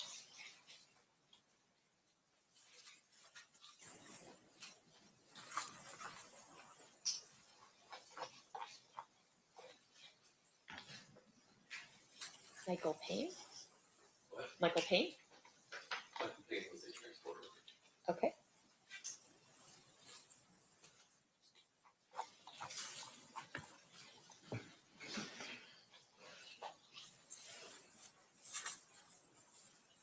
Malcolm Greenridge. All right, I'll take judicial notice of that. Of all six. Yes. So, Did you become aware that certain of those six individuals weren't cooperating, even though they had been served papers by California? Yes, sir. And so did you coordinate with anyone to assist California authorities in locating these individuals? I did. Oh, and let me back up. There was also someone in New York that there's a compelling order for, correct? I'm not sure if the order was served or issued, but yes, I know the individual in New York. Did you locate someone by the name of Anthony Gomez in New York? Yes, sir. he is currently on probation. Correct. And there's an effort to locate what jurisdiction he was in order to get a compelling. Yes, sir. What did you do with the people who weren't cooperative despite the California authorities ordering them to come to Nevada? We went up on their phones, which means we received orders to where we can ping their phone location to try to identify where they were specifically at. And for those people, well, how many pens do you think you did? I think about 5. And do you remember which 5 you had to do pens on? Corey Edwards, Bergie Brooks,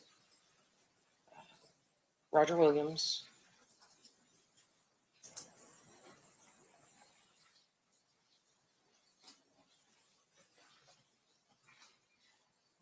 Was there Malcolm Greenridge on yes, Malcolm was, yes. And I can't remember the last one. I know we've already spoke about him though. Well, no. How about Devontae Lee? Did you have to get one? Yes, Now, Devontae Lee was local, so we didn't need a compelling for correct. Last Friday, did you coordinate with our local authorities as well as authorities in California in order to effectuate an arrest warrant in California for anyone? Yes, And who did you try to effectuate an arrest warrant? Corey Edwards. And was he located at his residence? No. Was there any other person associated with Corey that was missing from his residence? Yes, there was. And who is that? His mother. And is your understanding that she is 95 years old and invalid? She's in poor health, yes. On Monday, was there an effort at another location in Compton to effectuate an arrest warrant for Mr. Edwards? Yes, there was. And was that successful? No, sir. Thank you, Detective. I pass the witness. Thank you. All right, cross-examination, Mr. Stamps.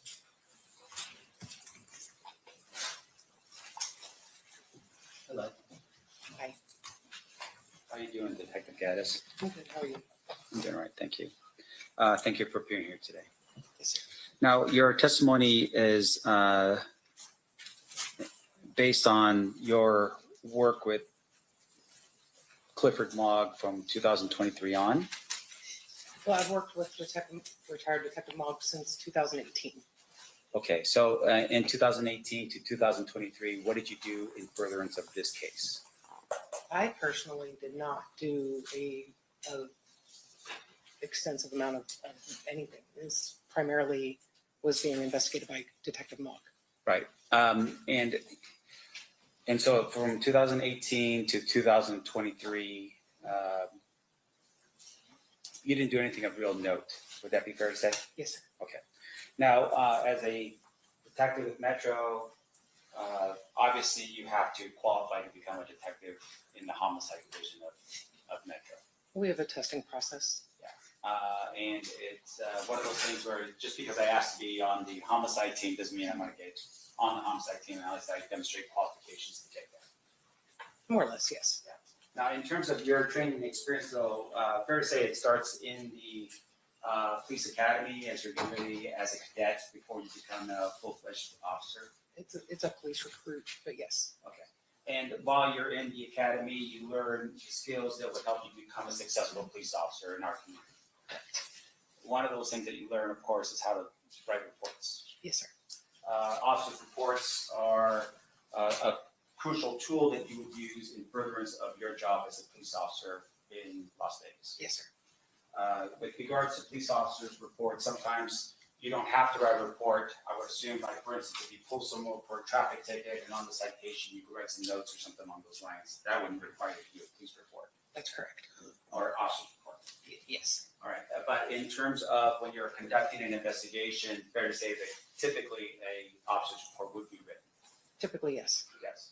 Now, can you explain to the jury why an officer's report would be important in the furtherance of an investigation?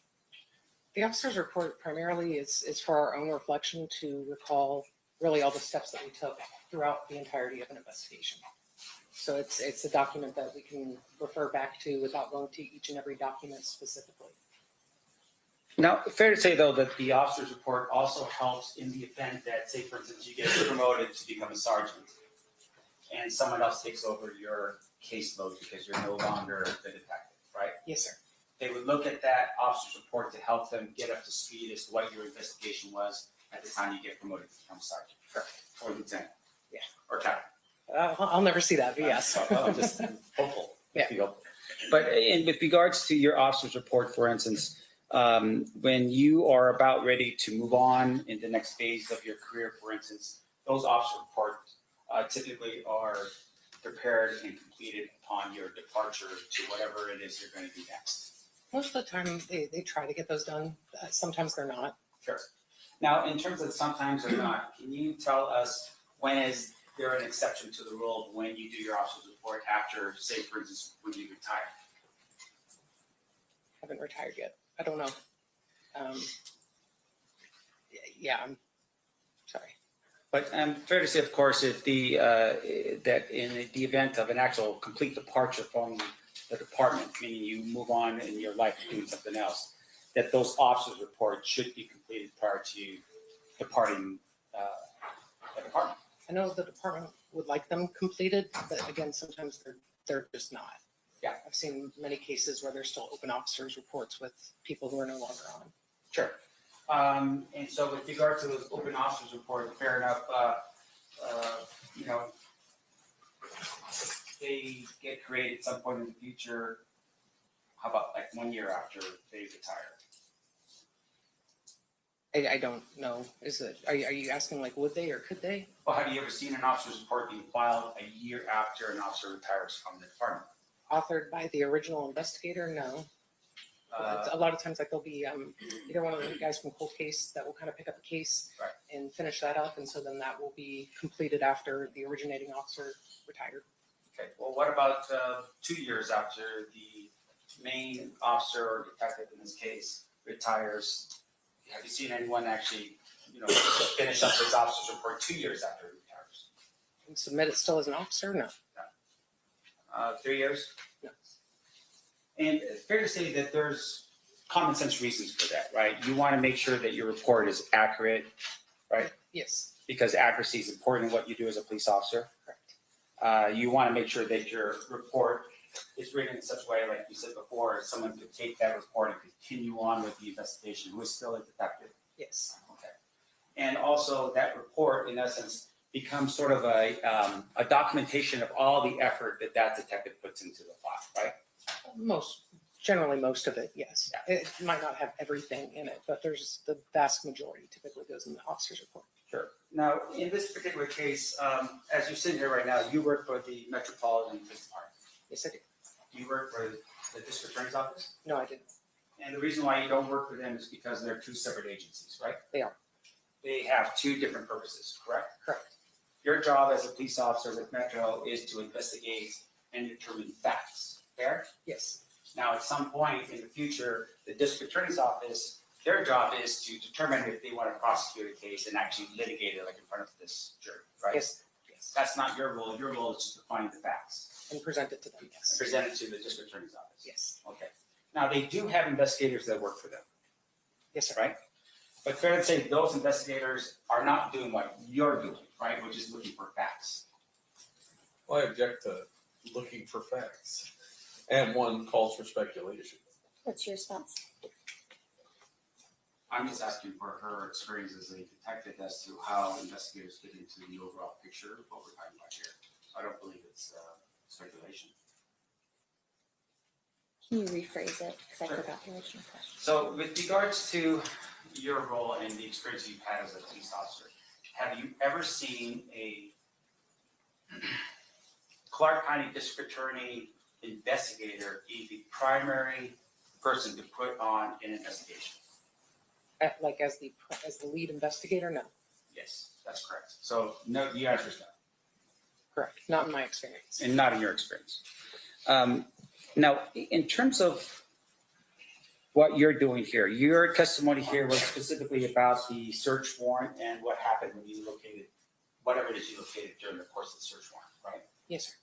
So in the search warrant itself, did you apply for that search warrant? No, I did not. Now, typically, as a detective, when you're applying for a search warrant, you fill out an affidavit, Yes, sir. and at the end, you sign it, attesting it to be true and correct to the best of your ability. Yes, sir. And you detail in that search or that application for a search warrant, the location and what you intend on finding as a result of going into somebody's house. Yes. Okay. That would be the purview of whoever the lead detective is at that particular time. Yeah, or who is just writing the search warrant. There's a lot of times people write search warrants when they're not lead detectives, but yes, I agree with what you're saying for the most part. And in this case, Detective Mogg was the responsible detective to petition for that search warrant, Yes, he was. and he was on who signed that affidavit.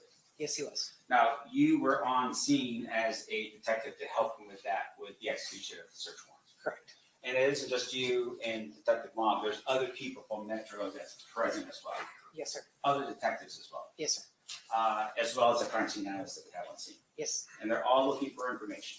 correct. Now, the information that you're looking for is based upon my client's residence, right, Mr. Davis' residence. For that search warrant, yes. And you are looking for evidence that would take you back 30 years to whether or not that person was involved in the murder of Tupac Shakur. Yes. Okay.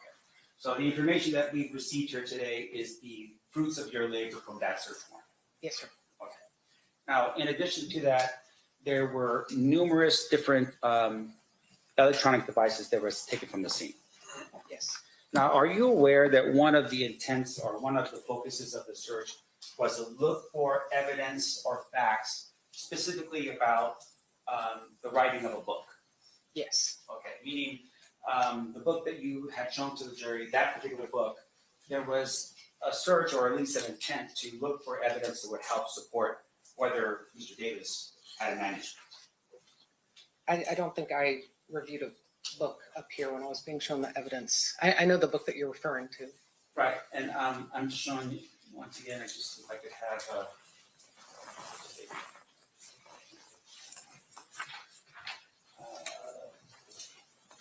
Show my version. I have it.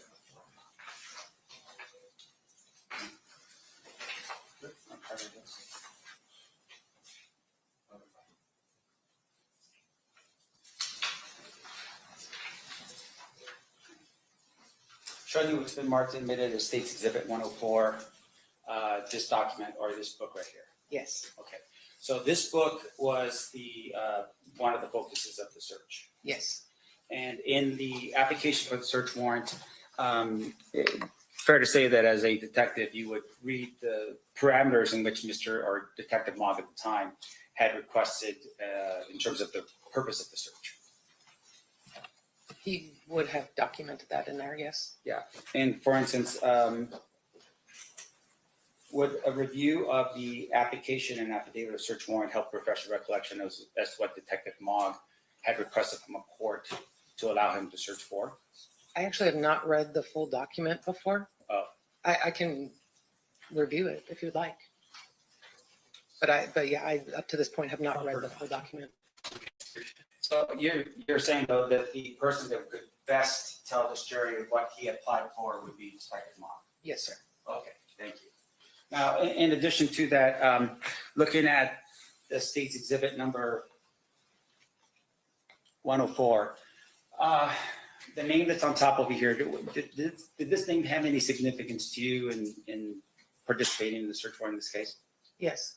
What significance does this name have to you? We knew that was Dwayne Davis's nickname or street name. Is that correctly spelled? I don't know. Yeah, and then with regards to this person right here, do you know who this person was? Yes, I do know. Who is that person? Yosef Yal. Now, with regards to Yosef Yal, can you tell the jury a little bit about who he is? He was the to my understanding, he is the co-author of the book. Okay.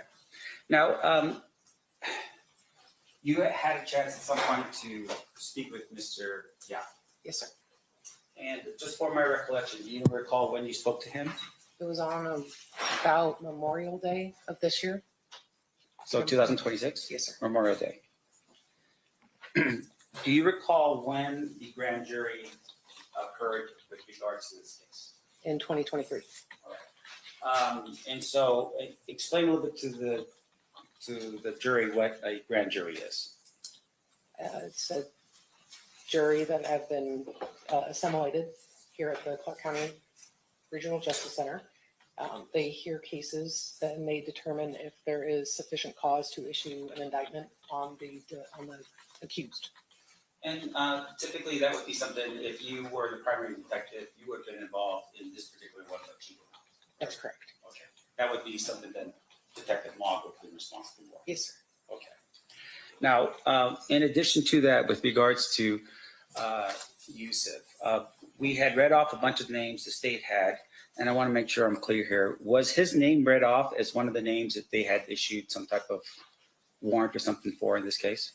Not to my knowledge, no. Okay, so you interviewed Yusuf about May of this year.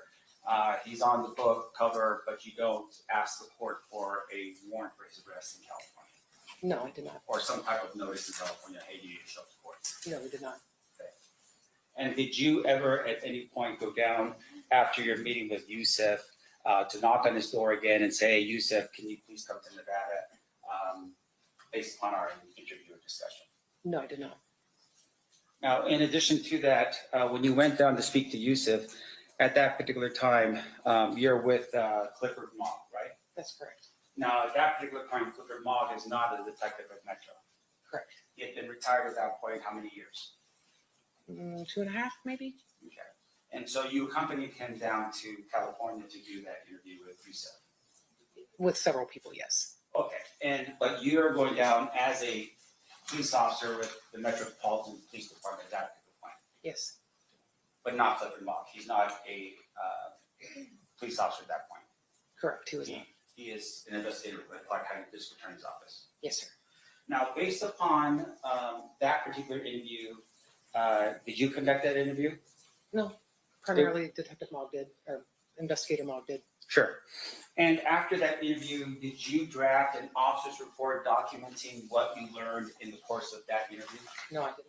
That would be something that Detective Mogg or Mr. Mogg would have done? Sometimes we don't write an officer's report just for like an interview synopsis. We'll typically get those transcribed. Okay. Now, in this case, for instance, the officer's report are pretty important, right? Yes, And we talked a little bit about going to the evidence locker, and we were all present at the evidence locker, right? yes, sir. It's my assistant, the guilty looking one over there with glasses, myself, and my investigator as well as Mr. Giacomo, Mr. Renew, Clifford Mogg, and yourself. And my sergeant, Igor DeCaro. Now, after that particular incident, you wrote an officer's report, right? That one I did, yes. Right. Once again, it's important to document what happens on a given event. Correct. Okay. Now, in this particular regard, did you at any point of your participation in this case and that submission of that report ever view a officer's report from Clifford Mogg? No, I have not reviewed an officer's report from him. Are you aware that Clifford Mogg began his responsibilities as the main detective on this case in either 2017 or 18? My understanding, yes, that's correct. And he had been the investigator from that time period, and we'll just give you the benefit of that, 2018, all the way up to 2023 when he retired. Correct. But as of right now, as we sit here, you've never read an officer's report from Detective Mogg in between that time period. Pertaining to this investigation, no. No. Now, in addition to that, there was some discussion about people. Was there ever a compelling order or a warrant issued for Suge Knight in this case? Not to my knowledge, or if there was, I didn't have a role in that. Right, and fair to say you know exactly where Suge Knight is today. Yes, He's actually in custody. correct. Okay. Did you ever at any point issue a compelling order or a warrant for Foxy Brown? I did not. Okay. Do you know who she is? I don't. Okay. That would have been something that maybe Mr. Mogg would know of. Yes. How about for an individual named Big Meech from Detroit? I don't know who that is. Once again, I have not issued a, yes. So And the that- same answer that Detective Mogg would be, he would have more knowledge on that. Now, the articles that we took a look at here that the jury was introduced to, do you know any reason, besides the fact that they were taken from my client's house, do you know who put those articles together? I do not. Do you know the purpose of those articles? I do not. Okay.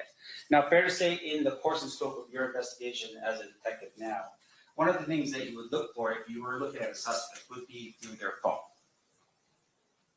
And in today's age, yes. Yeah. And one of the things you look for either on their phone or on their computers would be maybe search history. Yes. And what you're looking for is the person Googling an address and Googling up a shooting that took place on the corner of Charleston and, I don't know, Wallace. And they're doing it over and over again. That would lend some issue as to why you're looking up the details of a shooting that, say, nobody knows, right? Yes. And that would help you determine whether that person has knowledge of a shooting that pretty much nobody else would know. I can't say nobody else would know, but they would show that they do have knowledge of the incident occurring. Right. Now, in terms of those articles, though, can you say that that's what that was for? I cannot. Now, in addition to that, in your experience,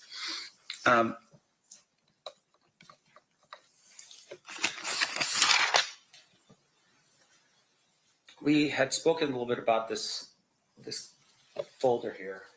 I'm going to show you again for the jury. This is State's Exhibit 37. Oh, I'm sorry. 137. Do you remember this? Yes, sir.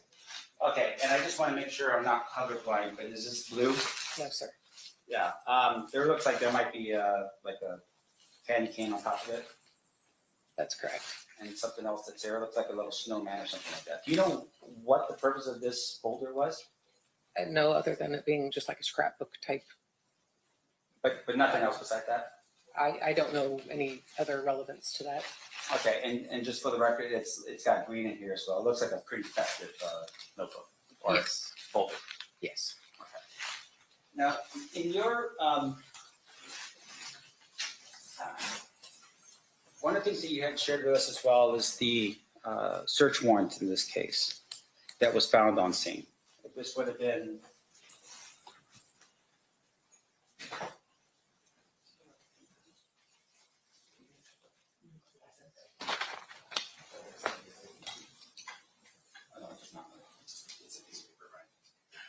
this would be State's Exhibit 136. You recall looking at this particular document here? Yes, I do.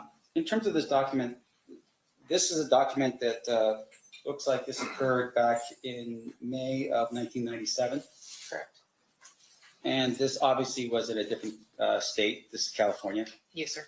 And this was a search warrant of what looks like to be a house that would have been attributed to my client. I'm not sure who it is, who resided there then. I know the address is there, the California. Yeah, it would be the California address that's on the next page, right? I just don't want to. But let's turn to the last page here. One of the things that was made mention by the state, and just pointing the jury to the receipt of property taken. That's like our property return Yes. or search warrant return. Okay. That's correct. And in it, it identifies various different things that was taken from that particular residence. Yes, sir. Now, one of the things that's in here, for instance, is this line number 4, money due bill for the Monte Carlo Casino. Do you see that? Yes, sir. Do you have that? No, I do not. Was there any copy of that in the house that you searched in 2023? Not that we found. And with regards to that particular description there, can you tell us, for instance, just by the description alone, when that money due bill was dated? I don't know from that description. We just know when the search warrant was issued. So I would assume previous to that Right. issue date. Right, but we don't know an exact date. Correct. And the other things that are on here, for instance, the 9 miscellaneous photographs, all these things are things that another detective wrote down in the course and scope of their investigation. Yes. Okay. Now, in addition to that, when you were in Mr. Davis's home, you had identified, or there were various different electronic devices that were seized. Yes. Okay. Now, with regard to those electronic devices, there were quite a few. Yes. Those electronic devices and I just want to make sure I'm clear here. You had taken a Dell Inspiron 1764 laptop computer. Yes, sir. Did you ever at any point cause that computer to be reviewed for information that would help you lead to whether or not Mr. Davis wrote that book or helped write that book? I did not. Okay. And just for the jury's edification, let's make sure we're clear. When you're reviewing an electronic device like that, you are looking for files, search history, things that would help you see whether or not Mr. Davis used that particular machine to help write the book, for instance, in this case. In theory, yes, somebody will do that. Right. And you also took from the residence a Toshiba laptop computer. Yes. Did you find any information that would help you know or learn whether or not Mr. Davis actually wrote Compton Street Legend or anything like that? I did not write a search warrant to get into the digital items. So I've never reviewed anything from the electronics. Okay, so I just want to make sure I'm clear. That would have been Clifford Mogg's job, not your job. Yes, Because at the time, he was the detective responsible for this investigation. correct. Now, but I just want to make sure we're clear for the jury. The other items that were seized at that point that you were at least part of the seizure would have been a Toshiba satellite laptop computer. So that's 3 computers. Another laptop computer, 8 HP G171 laptop computer, an HP touchscreen desktop computer, an iPad, another iPad, and a Sky device tablet. Those were the things that were taken from the residence, right? That sounds accurate, yes. And just stop me if you think I'm wrong, if you need to look at something, all right? Okay. In addition to that, it looks like there was some drives that were taken as well, a Toshiba external drive, a USB drive, an iPad with a broken screen, and an iPhone in a black case. Yes. Okay. And those were all the fruits of your search of Mr. Davis's residence when you went there. Yes, sir.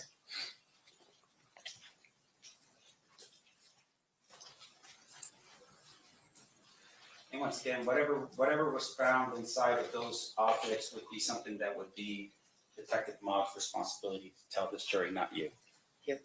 Yes, sir.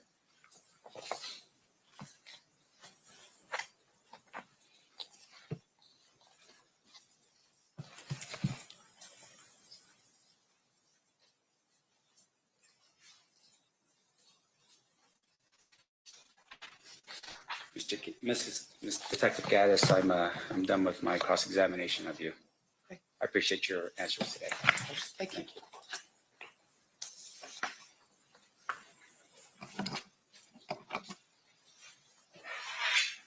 Thank you, Mr. Samp. Mr. Jackman, redraft. Detective Gaddis, Mr. Sam said we're 2 separate agencies. That's accurate, correct? Yes, sir. How often, let me ask you this. Do you work very closely with the DA's office? Yes, I do. What is the soonest you've called the DA after you've shown up to a crime scene? Oh, within an hour. Absolutely. And are we, as the prosecutors, involved in the investigation from the beginning? Yes, sir. Or were you aware that prior to the search warrant, or are you aware if prior to the search warrant, Mr. Palal and I were already involved in this investigation? Yes, you were. And were you aware of the determination or the decision that was made as it relates to Mr.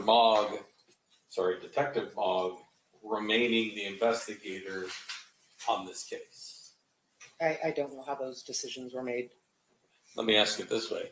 Are you aware that that decision was made the day he retired? Yes, yes. And your role and Sergeant DeCaro's role is if we needed a Metro police officer, you were supposed to assist. Correct. And do you have any active cases where the reports are not done? Yes, sir. And usually the report is done when all of the work is done. Correct. And so that's completed when you're done investigating. Correct. Mr. Sampt also mentioned something about the fact that your job is to find the facts. Do you remember him saying something like that? Yes. Is your job and our job any different than that we're here to uncover facts? We have the same mission. Do it in different ways, but yes, the same mission. And are you aware that my investigators oftentimes interview witnesses? Yes. And that's not something that's unusual. No. Is there anything that you feel was improper with the idea of Detective Mogg becoming my contract investigator on this particular case? Objection, Your Honor, it's the opinion. I'm not quite clear what the relevance of that question. Well, his entire cross was, hey, this is really odd, this is really unusual, there's something wrong here by Detective Mogg becoming Mr. Mogg and continuing the investigation. So I'm asking her experience, is there anything inappropriate about I don't know how her experience is relevant. that? He opened the door by asking her those questions. Overall, I would say Detective Mogg would have been the best fit to do it because he had the most intelligence and knowledge of the investigation. Thank you. I have nothing further. anything further, Mr. Samp? Yes, Your Honor. Since we walked through this door, so with regards to Detective Mogg in this case, he was the best fit for this investigation? He had the most knowledge of it, yes. He had the most knowledge of it because he did not write an officer's report. Eric? Objection assumes a fact, not an evidence. Can you approach?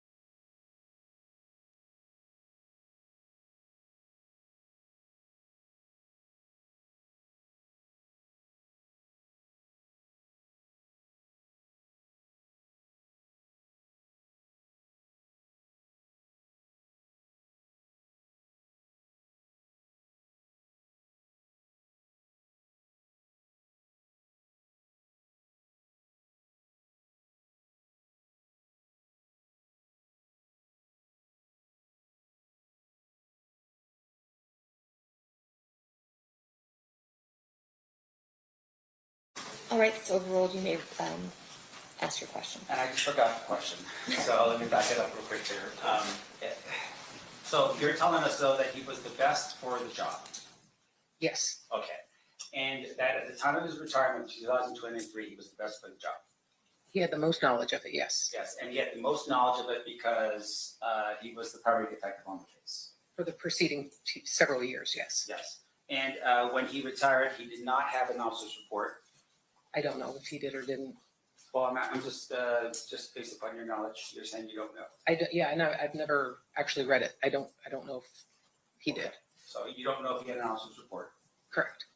And you say he was the best for the case, even though technically there were other detectives on your unit that could have taken over that case? There are additional detectives, absolutely, yes. And are you saying that somehow Detective Mogg had something different compared to all the other detectives that could have taken over that case from the homicide division? Well, I say that about Detective Mogg because he had those 4 or 5 years of experience already invested into the case. So for him to kind of finish it out and to see it through, to me, that made the most sense, in my opinion. But without capturing it, putting it down on an officer's report? Well, objection. She just said she doesn't know if there is one. Let me ask you this question. I'll withdraw the question. In terms of, as you sit here right now, there was a cold case unit, right? Yes, we do. We have a cold case. The cold case unit would investigate crimes that occurred, like say, for instance, in this case, 30 years ago. Yes, I do. And they could have very easily taken this file as well, right? So from my understanding, when Detective Mogg obtained this case, we did not have a cold case unit in our section at that time. That didn't come into play until maybe 2020 that we were able to fulfill a cold case detectives. Okay. And so in terms of the way you're describing it now, are you saying that Detective Mott was operating a cold case? No, he was on an active squad for the entirety of his time in the homicide section. But when he received this case from the preceding detectives, we didn't have a cold case unit for them to have investigated it. So basically, any of the cold cases came down to the next person in line, more or less, and that happened to be Detective Mogg. All right. And in terms of the Detective Mott situation, are you telling us though that he was hired by Metro as an investigator doing cold cases?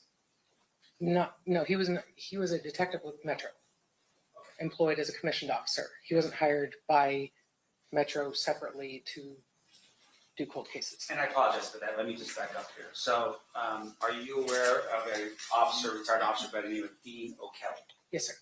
And he at some point worked on cold cases. Yes, he did. And he worked on cold cases after he retired. Correct. And prior to that, he was actually a homicide detective. Yes, sir. So I apologize, maybe I wasn't clear on my question, but are you telling us that that's what Detective Mogg did in this case, that after he retired, he became a investigator just like Dean O'Kelly on cold cases? Detective Mogg did not do that with Metro. And once again, as you're sitting here right now, you don't know of any officers report up until the time he retires. That's correct. Are you aware of any other reports that he wrote after he retired in this case? No, sir. Are you, and once again, any reports at all that would be put in the file to help the next detective with the investigation, anything like that? I'm not aware of them. I have no further questions. Thank you.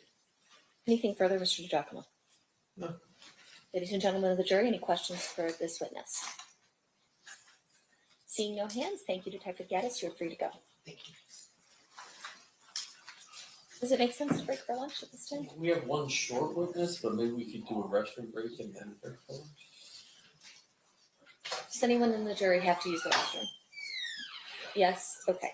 All right. So we will take a break. During the recess, you're admonished not to talk or converse amongst yourselves or with anyone else on any subject connected to the trial, or read, watch, or listen to any report or commentary on the trial of any person connected with this case by any medium of information, including without limitation, newspaper, television, internet, and radio, or from which express any opinion on any subject connected with the trial until the case is submitted to you. I'll have you guys back here at 11:40. Please rise for the jury.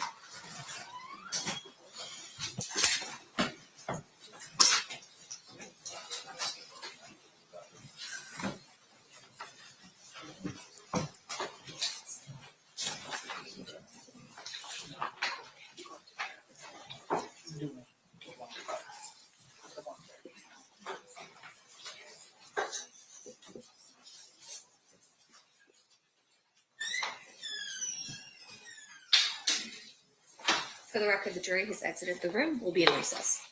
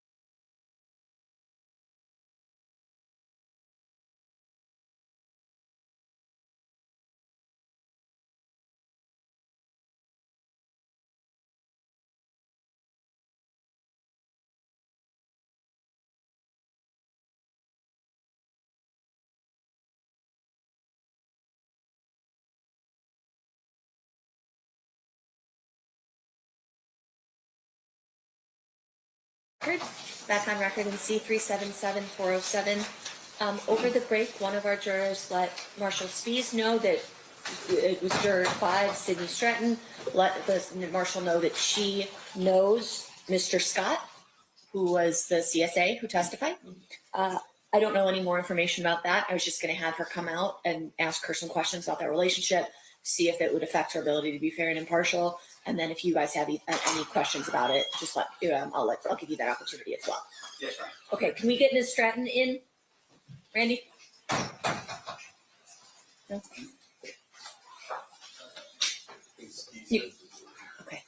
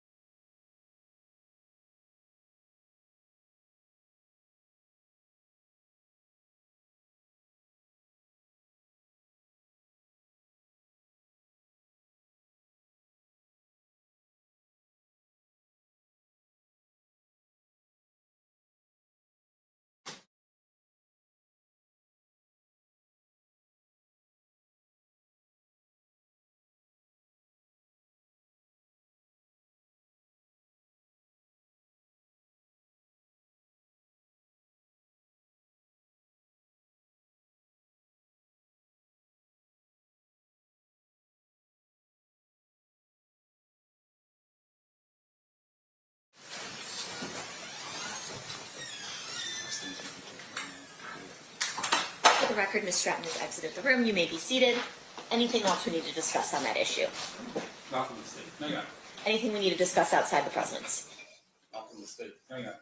All right, we'll get the jurors lined up. And who is the witness that we're going to do next? Mark.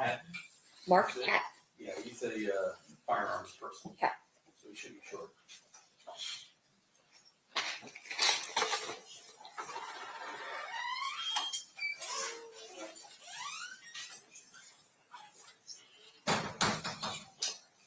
All right, then as soon as we get the jury in, we'll proceed with that one short witness, and then we'll take our lunch break. You had said there were 6 witnesses you wanted to get on, and we've done 5? And then one in the afternoon. So the 6th is in the afternoon. Yes. Understood. Okay. We believe you should take most, if not all. Okay. Okay, no worries. Maybe not. I mean, who knows? You know, they talk all day.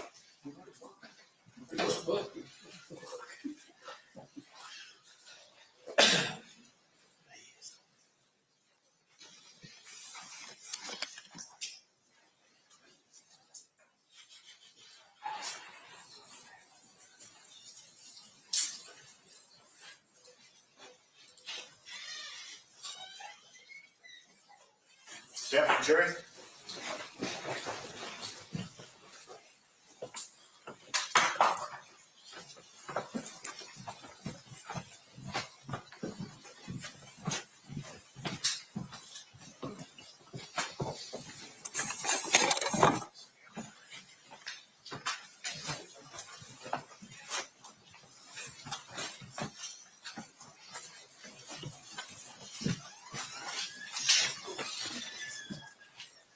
Will the party stipulate to the comments of the jury? Yes, sir. Yes, sir. Okay, you may be seated.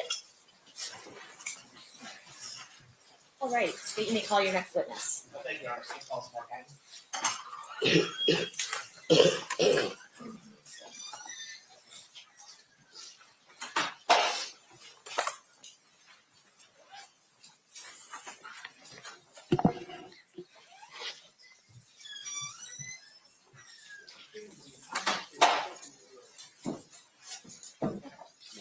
You solemnly swear or affirm the testimony you're about to give in this action shall be the truth, the whole truth, nothing but the truth, so help you God. I do. You may have a seat. Thank you.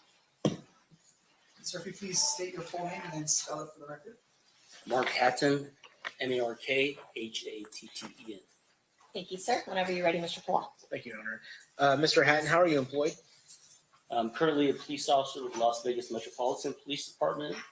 I was hired in 2007.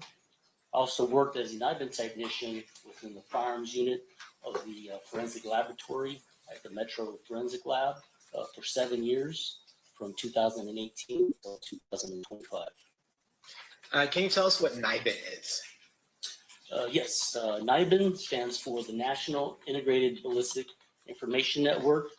It's a program that's overseen by the federal agency, the Bureau of Alcohol, Tobacco, Firearms, and Explosives, otherwise known as the ATF. And this is a technology that contains hardware and software that takes high-resolution 2D and 3D images of a cartridge case that has been fired, or a cartridge, excuse me, that has been fired out of the firearm. It looks specifically at the head stamp area. And I also brought a model with me of a cartridge if the court will allow me to use this. And I could also pass this around to the jury so you can get a closer look to see exactly and understand what NIBIN is looking at. Mr. Hatton, you're getting a little ahead of me, but let's go. No, it's funny. I was going to ask you, what is a cartridge case? Cartridge case, it's what this is called is a cartridge. And once it's fired, the bullet gets projected out of the barrel, and the cartridge case gets ejected from the firearm. And basically it contains all the components of a cartridge, including the bullet, the cartridge case. Can I use Yes, and so it appears you brought a demonstrative. Your Honor, Yes. made the witness use the demonstrative for the purposes of explaining it to the jury. Is it the two? Yeah. Okay. Yes, you may. Okay, thank you. Yeah, so during the firing process, when somebody pulls the trigger, this bullet will project out of the barrel. And this is the cartridge case. This is the head stamp area. It can be stamped with the manufacturer of the ammunition, as well as the caliber. And this is the what NIBIN looks at, specifically the primer area, which contains a small explosive that ignites the gunpowder within the cartridge case. And then on the back of the cartridge, you had mentioned that, or the cartridge case, you had mentioned that the strike that causes the explosion to expunge the bullet, is that strike unique or something that you look at in determining whether or not a cartridge has been fired from a similar, the same gun? Yes, it's unique because during the manufacturing process of the firearm, it has tooling marks and it's hardened steel.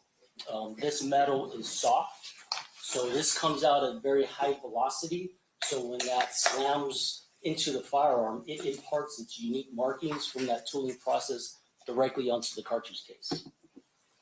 Now, I'm going to direct your attention to case number 960907-2063, where you asked to do some work on that case.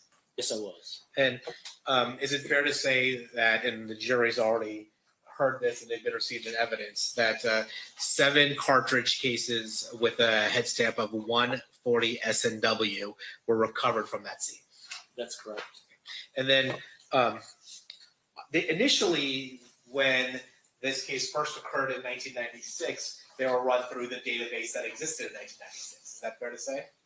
Not in 1996, it was in 2003 because NIBIN was not created. It was a program called DrugFire, and NIBIN actually was implemented in 1997, but of course it takes time to build up the database, so it really wasn't the database wasn't built up until about the early 2000s. So that's when they actually initially entered this cartridge case into the NIBIN system.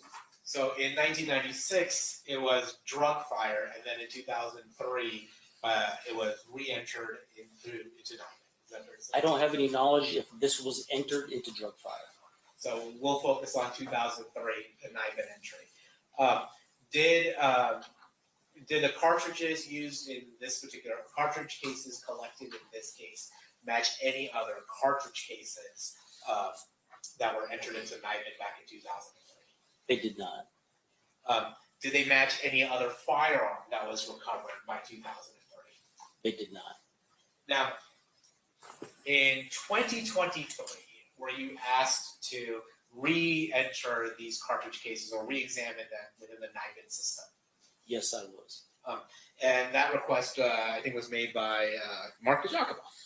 Yes, it was. And had technology changed between 2003 and 2023? Yes, so that 20-year period, yes, the cameras and the resolution has definitely improved over the 20-year time frame. And is it also fair to say that probably in the intervening 20 years, more cartridge cases and more firearms have been entered into the NIBIN system? Yes, it's the gold standard of that type of ballistics. So everybody uses it now. And yes, there's millions of images in the database. And did you actually conduct that? Did you actually look into NIBIN to see whether or not this cartridge case matched any other cartridge case that was entered into NIBIN? Yes, I entered it into NIBIN myself, and we did a nationwide search, and it looked throughout the entire country. And then the NIBIN results had no associations other to the original entry from 2003. So what you learned from NIBIN is when you entered the cartridge in 2003, it matched the cartridge you entered in 2023. That's correct. But nationwide, it did not match any other cartridge case that had been previously entered into NIBIN. No, it did not. Any, cross-examination, Mr. Smith? Sir, did you actually look at the actual cartridge casings themselves? Yes, I looked all 7 side by side, and I screened them and then grouped them into one grouping, which represents one firearm. All right. And as far as you recall or understand that the cartridge casings were located at one scene, not multiple scenes. I didn't look into the case notes. That's try to keep our distance. We don't do any investigative work at the lab, so we don't want to bias our mind to what was. So I did not review any of the crime scene photos, any of the diagrams. I do not know. All I know is I have 7 cartridge cases. How do they group and which ones to enter? Okay. And so out of the 7, all of them look like they're fired from the same firearm. Yes, they had similar visual characteristics, and I entered one, which I assigned as lab item 1. I see. So no one of them was different, like indicating maybe another gun was used. All of them were from the same gun. That's correct. No further questions. Thank you. Thank you. Anything further, State? No, Your Honor. Any questions from our jurors? Seeing none, thank you, Mr. Hatton. You're free to go. You are Thank you, Your Honor. excused. That was a short witness before the lunch break? Yes, sir. Okay, sounds good. So at this time, we're going to take our lunch break. During this recess, you are admonished not to talk or converse amongst yourselves or with anyone else on any subject connected to the trial, or read, watch, or listen to any report or commentary on the trial of any person connected with this case by any medium of information, including without limitation, newspaper, television, internet, radio, or form or express any opinion on any subject connected with the trial until the case is submitted to you. I'll have you guys back here at 1 p.m. for further testimony. Please rise for the jury.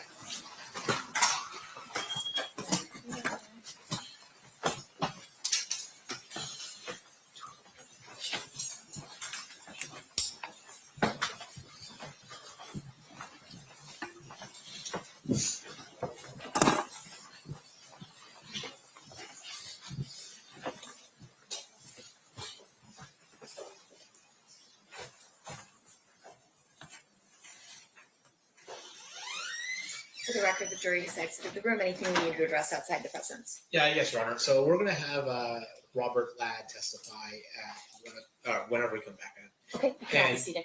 And there was this outstanding issue during our gang motion about the term shot caller. Now, in the interim, we found that Mr. Davis refers to himself as the shot caller in the book. I don't know that that was pointed out. I had not realized that at the time of that motion, so I certainly failed to point that out. But at this point, the state's going to be asking that we allow Mr. Ladd to use that term. When I pre-trialed him last night, I told him he is not allowed to use it unless the court gives a go-ahead, so he's aware of that prohibition. But I Was think, the idea that he was going to be the one to lay the foundation, that he was the shot call, that yes, allegedly Keefe Yes. was the shot caller? yes. So we can use that term and attempt to lay the foundation, and then I guess we can just, at some point, you can approach and say, has that been conclusively established or something? Okay, so I just want to know the mechanism. So I'm not going to have him say it at all, and then I will try and lay the general gang foundation, and then I'll lay the foundation for Mr. Davis's role within the gang, and at that point, I'll probably just ask to approach out of an abundance of caution, and then see if the foundation's. Does that work for you, Mr. Sands? It does, Your Honor. I did have one for the housekeeping matter for the shot caller issue. Yes. Okay, The other issue is that we're asking the court to see if we could just exclude putting on the record or publishing to everybody the addresses of my clients in terms of where his family still lives today in Compton. So if we're going to talk about a location that we just use maybe the street name, something like that to differentiate between the two. that's appropriate. For That might be the, not to give the exact address. So can we? You So can say like without the giving 3600 block, Can maybe? I think it's a little complicated because there's a 1405 and a there's two houses on the same block. And so I think if Mr. Sam doesn't object to us just saying that on the search warrants, it's listed as Mr. Davis's house without giving the actual address, or Mr. Anderson's or Miss Anderson's house without giving the actual address, I'm happy to do that. Like, I'm not trying to cause any problems. It's just that Would I don't that, want the vagary used against us. sure, would that compromise work for your purposes? Yes, Your Honor, because I think that's all we're asking, is just just refer to who the house is. The exhibits themselves that will be admitted list the actual address, but we won't display those portions of the exhibits publicly, if that helps. Okay. Thank you. Yes. Sounds good. Okay. Okay. Anything else on that thing, Mr. Sands? No, yeah. Okay. Anything else we need to address in general? Hearing nothing, we'll be in recess. Thanks, guys. When are we coming back to 1 o'clock.